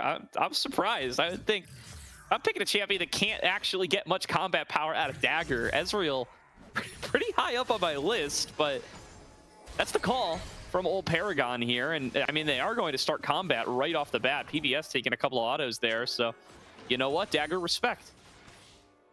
Dagger diff as Paragon now, I mean, once him and Silver hit level 2, they should just immediately look for another trade. There's nothing PBS can do to stave away that duo of Unction from getting right onto their AD carry. And going to be exchange of a couple of spells coming on back and forth as PBS chunks to about half, really feeling those Sona base stats here, but does have a fair bit of sustain in the kit, so as long as he keeps his distance from Silver. And you know, listen, extra gold into Ezreal, you're never going to say no to it, but those complaints we had about Ezreal Rel not being an especially threatening duo that can stop Smolder from farming, they don't go away just because Ezreal gets dagger. No, they absolutely don't. I mean, honestly, this is what we expected. Even if Ezreal gets dagger, we expected the Ezreal to, you know, have a little bit more agency in the laning phase, push the Smolder under his tower. That is to be expected. That's just the Smolder experience. So he is going to be fine with that regardless. The big thing, obviously, is just losing those summoner spells and really just going to be finding it difficult to push past your tower for the next 4-ish minutes. Great exchange there from Lonnie on towards Doxa, chunks him down below 100 HP. There's an all-in onto PBS. You can see they get a big chunk of damage onto that Sona, but now Smalls up in the front line, tanking up some of those Mystic shots, trying to finish off Draven. Baka nearly goes down, but will be able to stay standing. So I do use Smalls' in-game name there. Paragon nearly fell as well, but will be able to keep himself up. We'll look at the bot side river. Yeah, now going to brawl over this Scuttle Crab. Lil Pistol going to be able to push back onto GFT. There's going to be the flash slow from PBS, looking for the kill in the 2 versus 2. It's going to go the way of PBS, but Silver going to be able to get the return kill on towards Smalls. Meanwhile, that's a solo kill for Lonnie in the mid lane 1v1. Silver finds a solo kill in the supportal combat. GFP finds himself in a 1 versus 2, and Lil Pistol winning that all day long. Flashes in to keep the battle going. This is going to be a solo Ezreal TPing in on top of the Trundle, but Silver's presence means he will back away. Yeah, he's going to exit from that fight, but he does get back to the lane quicker than the Smolder, who in all of that doesn't manage to find a kill. So even though the gold does find some of the Calamity members, none of it finds itself onto the AD carry of Calamity. Still, though, I feel like ideally you want that early gold onto the Trundle. So Lil Pistol going to be very happy to claim some of that. He is the early game win con for this comp. and just being able to win out, absorb that pressure and dish it into the bot side river, going to be huge for him, not only to continue being proactive on this pick, but also to, you know, hold on to relevancy potentially past the early game. Oh, PVS getting a little bit too aggressive. Those steps up. They're going to try to take this fight, though. They like to fight up against Paragon. One more auto, and that's a 2 versus 2 kill for the Smolder Soda lane. Smalls cleans it up. Silver not going to be able to finish off PVS here. And you know what? As messy as the level 1 might have been, it's starting to pay off here. Calamity starting to pull ahead. And I honestly respect the hell out of Smalls there. Instead of going for a kill onto Silver and being like, you know what, maybe I can get a double off of that, I'm going to just go for the lane. I'm going to get some stacks and go about my day. As now Traydog is just going about his day. Yeah, he's going to execute here, but GFP got the slow onto him from Golden Aegis. So thanks for shouting out the stream there, buddy. That'll be a kill going the way of GFP. No way, what? Out, the 2 versus 2. It's all coming up for Calamity, but Paragon thinks he might be able to turn it back around, but he cannot, or can he? Finishes off the kill on the Smalls, but PVS will take him down with one more power chord. I mean, this is absolutely great for Calamity's bot lane. I mean, like, Smalls is getting stacks on the Smolder. He's getting gold on the Smolder. And it feels like you're trying to overforce in this bot lane 2v2, but you're no longer the dominant factor. That dagger diff no longer matters. Now, it is a Caulfield's Warhammer wielding dragon ready to take the fight to you. This GFP, I feel like one of the only things that can save them at this point. He is pathing toward the bot side, and Smalls did use that flash, but this is a absolutely massive wave pushing into the Smolder, and he's not going to get aggressive when that's around. He is just going to stack on up. Yeah, I gotta be accelerating the dragon training stacks here as well, because even though he may not get to spend all the time farming, you still get the stacks from hitting abilities onto champions, and he's sneezed on 2 champions multiple times in these exchanges. I keep seeing it happen. That's a lot of stacks for a baby dragon who is going to be scaling on up into this game faster and faster. And you know, it's kind of a what would you call it? A really upwards facing curve as you start to get those stacks, right? Because you get that upgrade that lets you have it pass through the minions as you fire it, and it just accelerates your ability to stack so much. And it also feels like the Sonona slowly stacking and scaling as well, really close to getting that level 6. That'll be the moment where they can really start to look for engages on the bot side. I think that'll be the timer for the Trundle to really start getting involved in those 2v2s and swaying that bot lane matchup toward their favor, because they'll have CC to be able to close that gap. Traydog and Boil the Oil engaged in combat here. Nice combo from Traydog. Uses the explosive cast to get him into the marinated barrel, but will not be enough to actually be able to finish off the kill. Did get World Ender out, so it's an exchange of ultimates. And Happy Hour doing a good job of keeping Traydog topped off on health throughout all of it. It's going to be what makes the difference here in priority, because as you see, Calamity have shove in both mid and top, and that gives Lil Pistol the green light to go onto these grubs. Now, though, GFP wants a kill. Yeah, he's trying to go in on towards Traydog, but I mean, Lil Pistol is here for the backup. Lonnie finding an isolated Doxa again. A second solo kill to Lonnie, spotting out Doxa as he tries to get his roams off. Lil Pistol going to be able to force off GFP. He is way stronger in that one-on-one, and it's not a one-on-one at all. Traydog there for the backup as well. I mean, that's both early game objectives for the scaling comp. Frankly, even if the kills weren't in favor of Calamity, having both of those just accelerates your game so much further, and also guarantees that if Unction managed to get any kind of rebound gold, it'll be a lot longer before they can actually threaten the soul. So you stall out the game by 5 minutes, you make it more difficult for Unction to siege by not having those grubs. Yeah, there's going to be Encore coming on across, or rather Crescendo. Encore's Seraphine ultimate, confusing my 2 champions that are clones of each other. How dare you? Silver nearly going to get finished off and will be forced to back away. And you know what? Smalls and PVS, they'll call that a win every day. They don't even need to get these kills. They just need to guarantee that this Smolder gets to keep farming, and they're doing that time and time again. And they get the stacks whether they finish the kills or not. Balls is up 20 CS or like 15-ish CS almost over this Ezreal. So being able to have that flex in a matchup that we said was going to be really, really difficult for the Calamity bot lane just goes to show how well they have been piloting this 2v2. Is now Traydog getting engaged onto by Boil the Oil, but he's Groggus, so who cares? Yeah, I just drink my beer and I heal up. He does, and he's having a solid performance on his signature pick, right? It's not the flashiest game in the world. It's not like he's getting solo kills and stuff like the other lanes on his team are. But, you know, he's having a solid laning phase up against this Aatrox. He's got himself about a wave and a half up in CS. He's keeping himself in lane consistently, not letting Boil the Oil have impact elsewhere.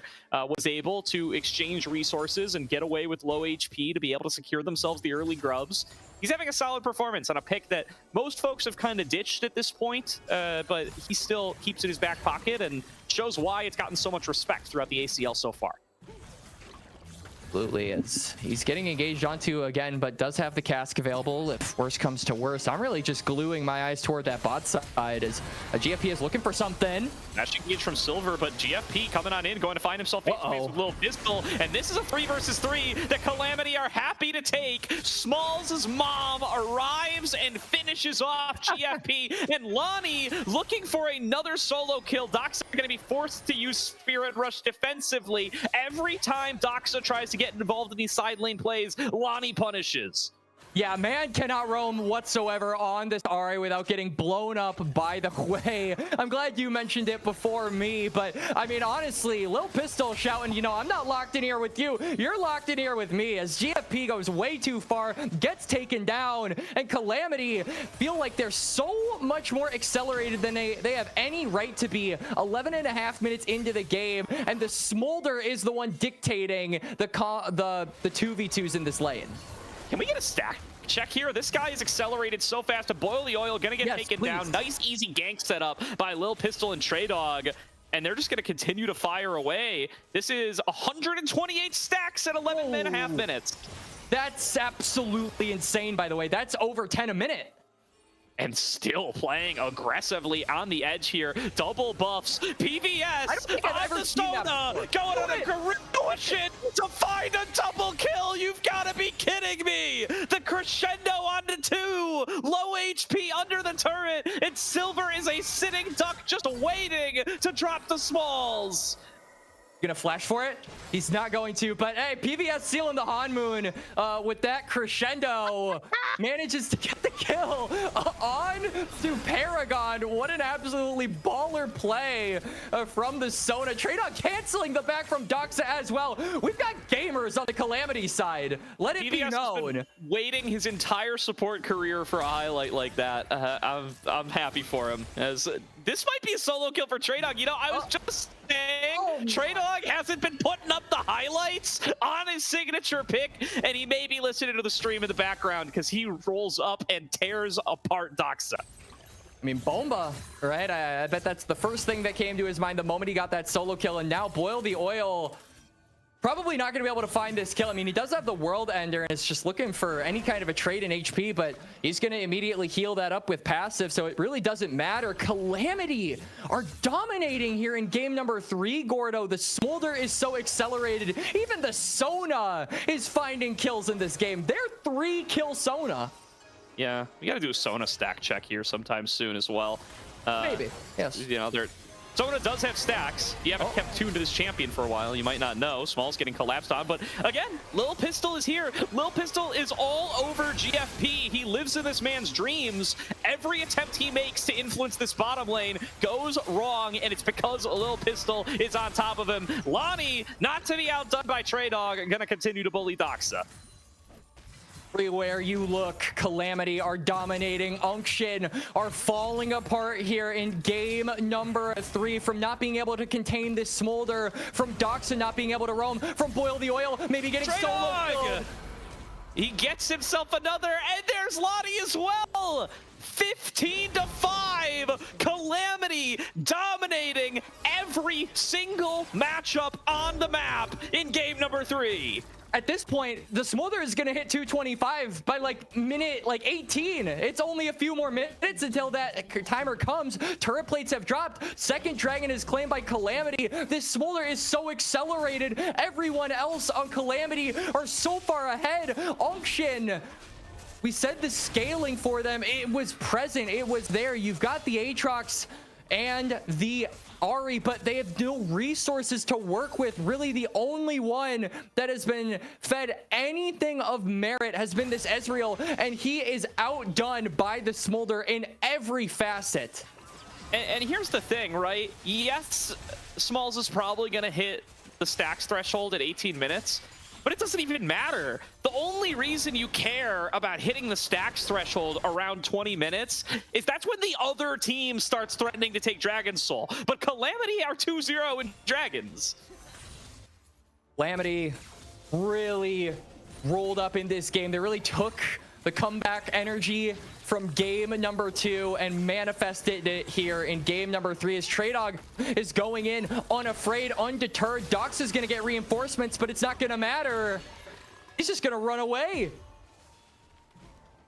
Yeah, able to disengage it, no problem. Scoots out of there on Gragas. Do want to shout out the Scuba Gragas skin as well, the Gentleman's Gragas skin, as he is going to try to survive this dive 1 versus 3, and I'm not going to lie, he's on the right champion to do it. I don't know about using Explosive Cask on one caster minion, though. That might mean that Unction gets to finish off the kill.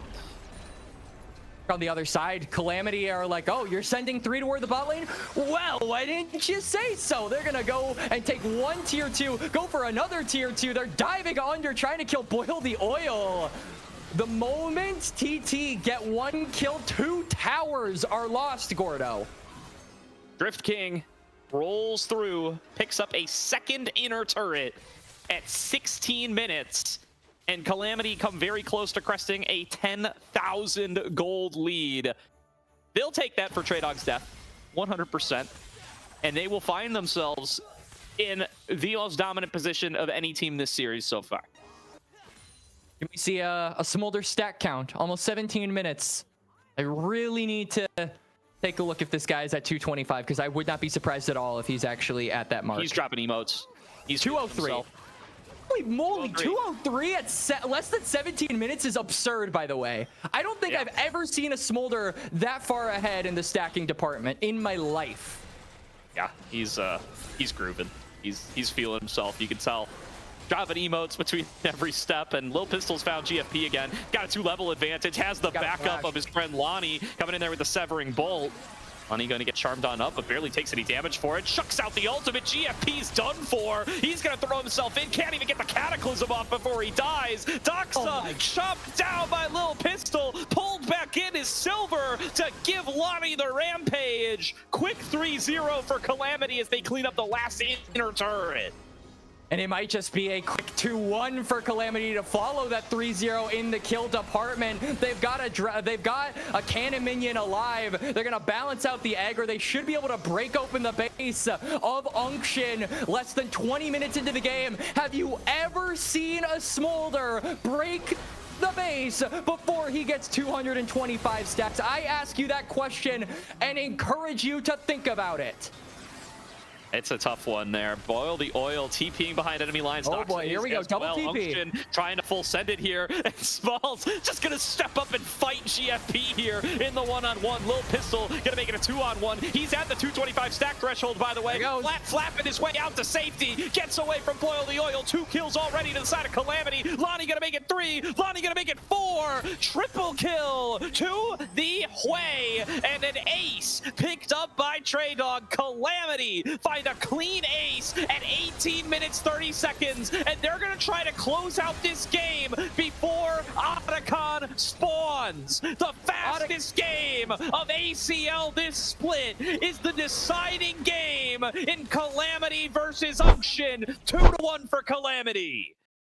What a statement there from Calamity, an organization that has been doubted, has been slept on, has been looked over so many times, demolishes Unction in the 3rd and final game to get themselves in to qualifying territory. Wow. What a match from Calamity, from inches away from a 2-0 loss. They had inhibitors down in game number 2 for Unction. They were set up to win that game. One bold call to fight for Elder Dragon. One smite fight won by Little Pistol snowballs all the way into a full-on series victory for the side of Calamity. What a performance in the 2 versus 2 by this bot lane. What a performance in the 1-on-1 by Lonnie. Where were you when Lonnie demolished Doxa in the 1-on-1 on his blind pick way? Was here. I can say that proudly as Calamity take home the series. And it was where's the timer for the game?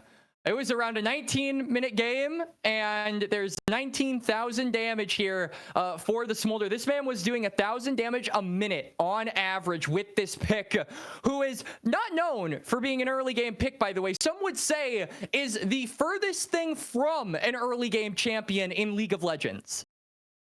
Yeah, it was not an early game team composition by any means. Pretty much anywhere, right? I mean, Hui usually looking to scale up a little bit more. Obviously, the Smolder Soda bot lane. Traydog had a Rod of Ages that I don't think he got to finish stacking. What a quick and dominant win from Calamity. So much goes wrong so fast for Unction in that game number 3, and they just never find a foothold. And it's a lot of reassurance for the people that are, rooting for Calamity here in the ACL season, because at the end of the day, Calamity were looking really shaky in the regular season. They had gotten 0-2'd by Respawn. They had gotten a close 2-1 over SCC, and then they had 2-0'd AMI, but swiftly lost the following to Dorado White. So a lot of people had them in the middle of the pack, and a lot of people wonder when you put teams in that category if that is enough to actually get them into the playoffs. And so I feel like this is reassurance both to the players on Calamity as well as to the people hoping that they make it far, that these guys came here to play, they came here to win, and they can be dominant when the time calls for it. Now, shout out to, and I'm getting a pronunciation check right here, so apologies to Loney in the mid lane. Wow, Gordo. Wow, I can't believe you did it the whole broadcast. Listen, oh yeah, just me. But yeah, we definitely sorry about that, Loney. But now we know for the future, and there's certainly more matches to come as a result of that win. We will have an interview coming up with Traydog, so stay tuned for that one and get ready for that one. But with that said, we're going to throw it to a quick break so we can pull Traydog in here and not force the man to sit around for too long. So stay tuned. We'll be right back with Calamity Traydog.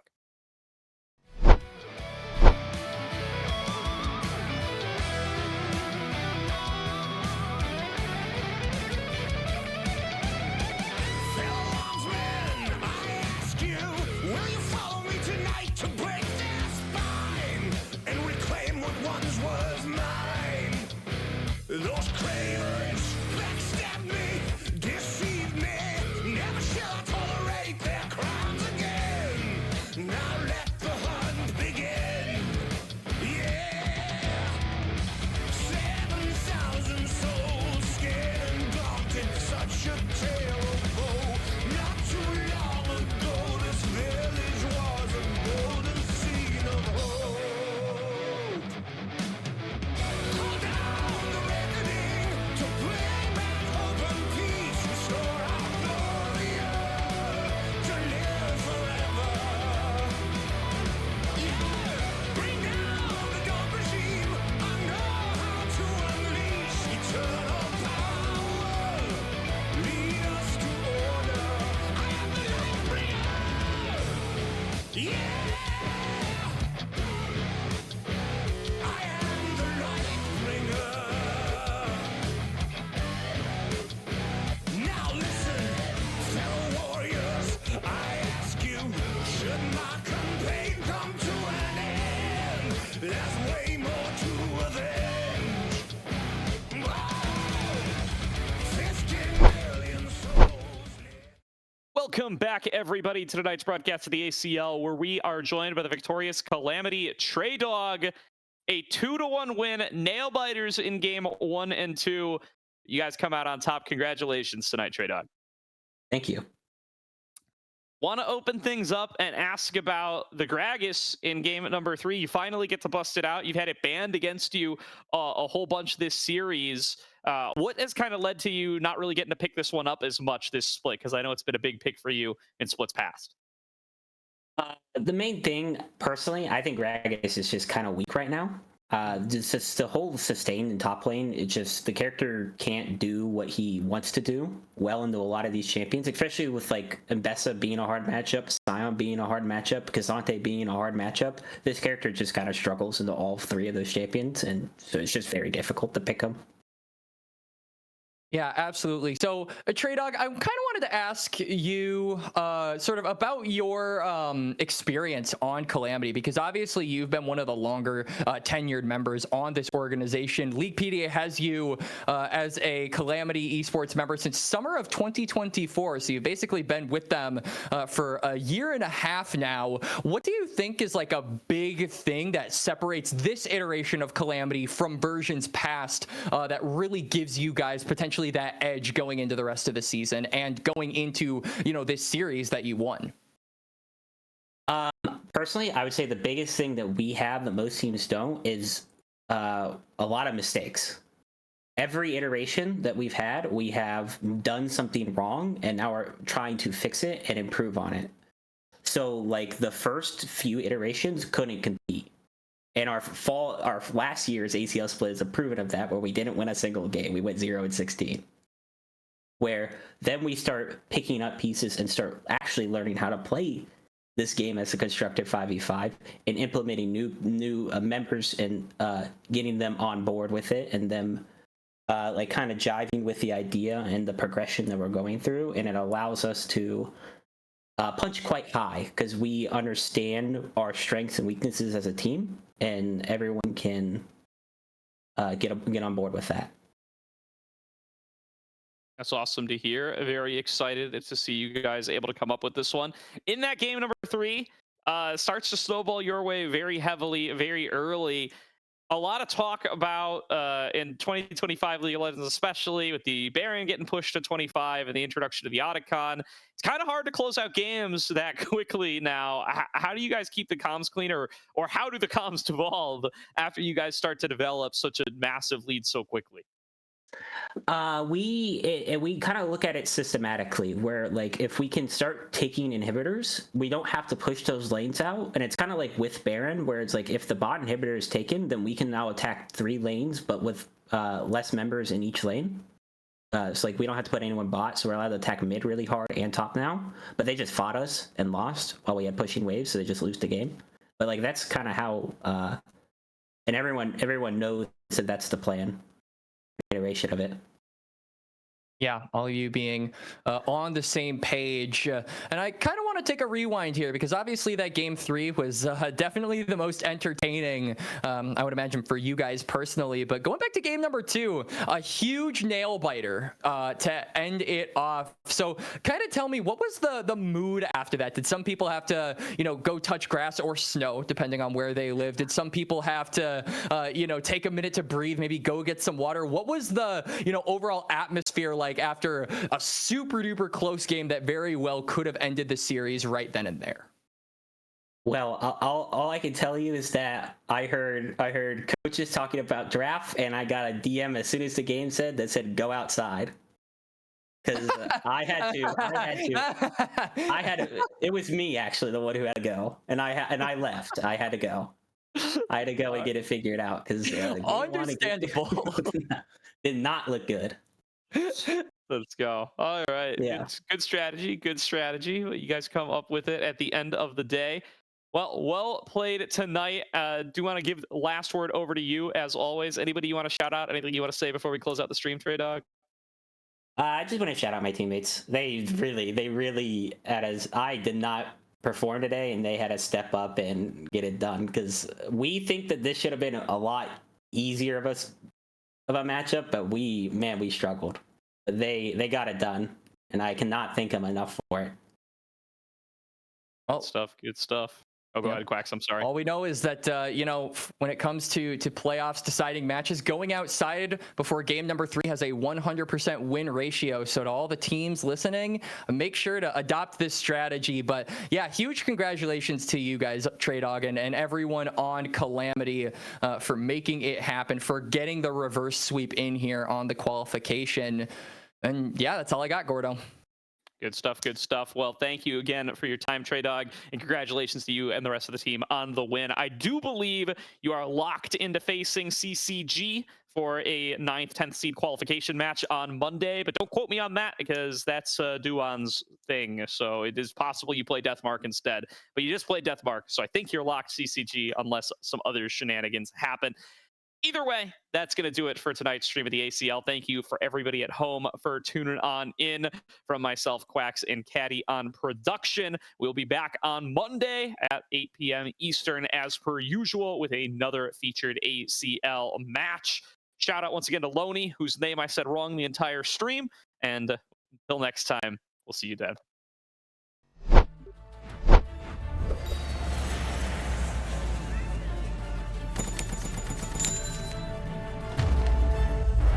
Bro, just use Zen Market.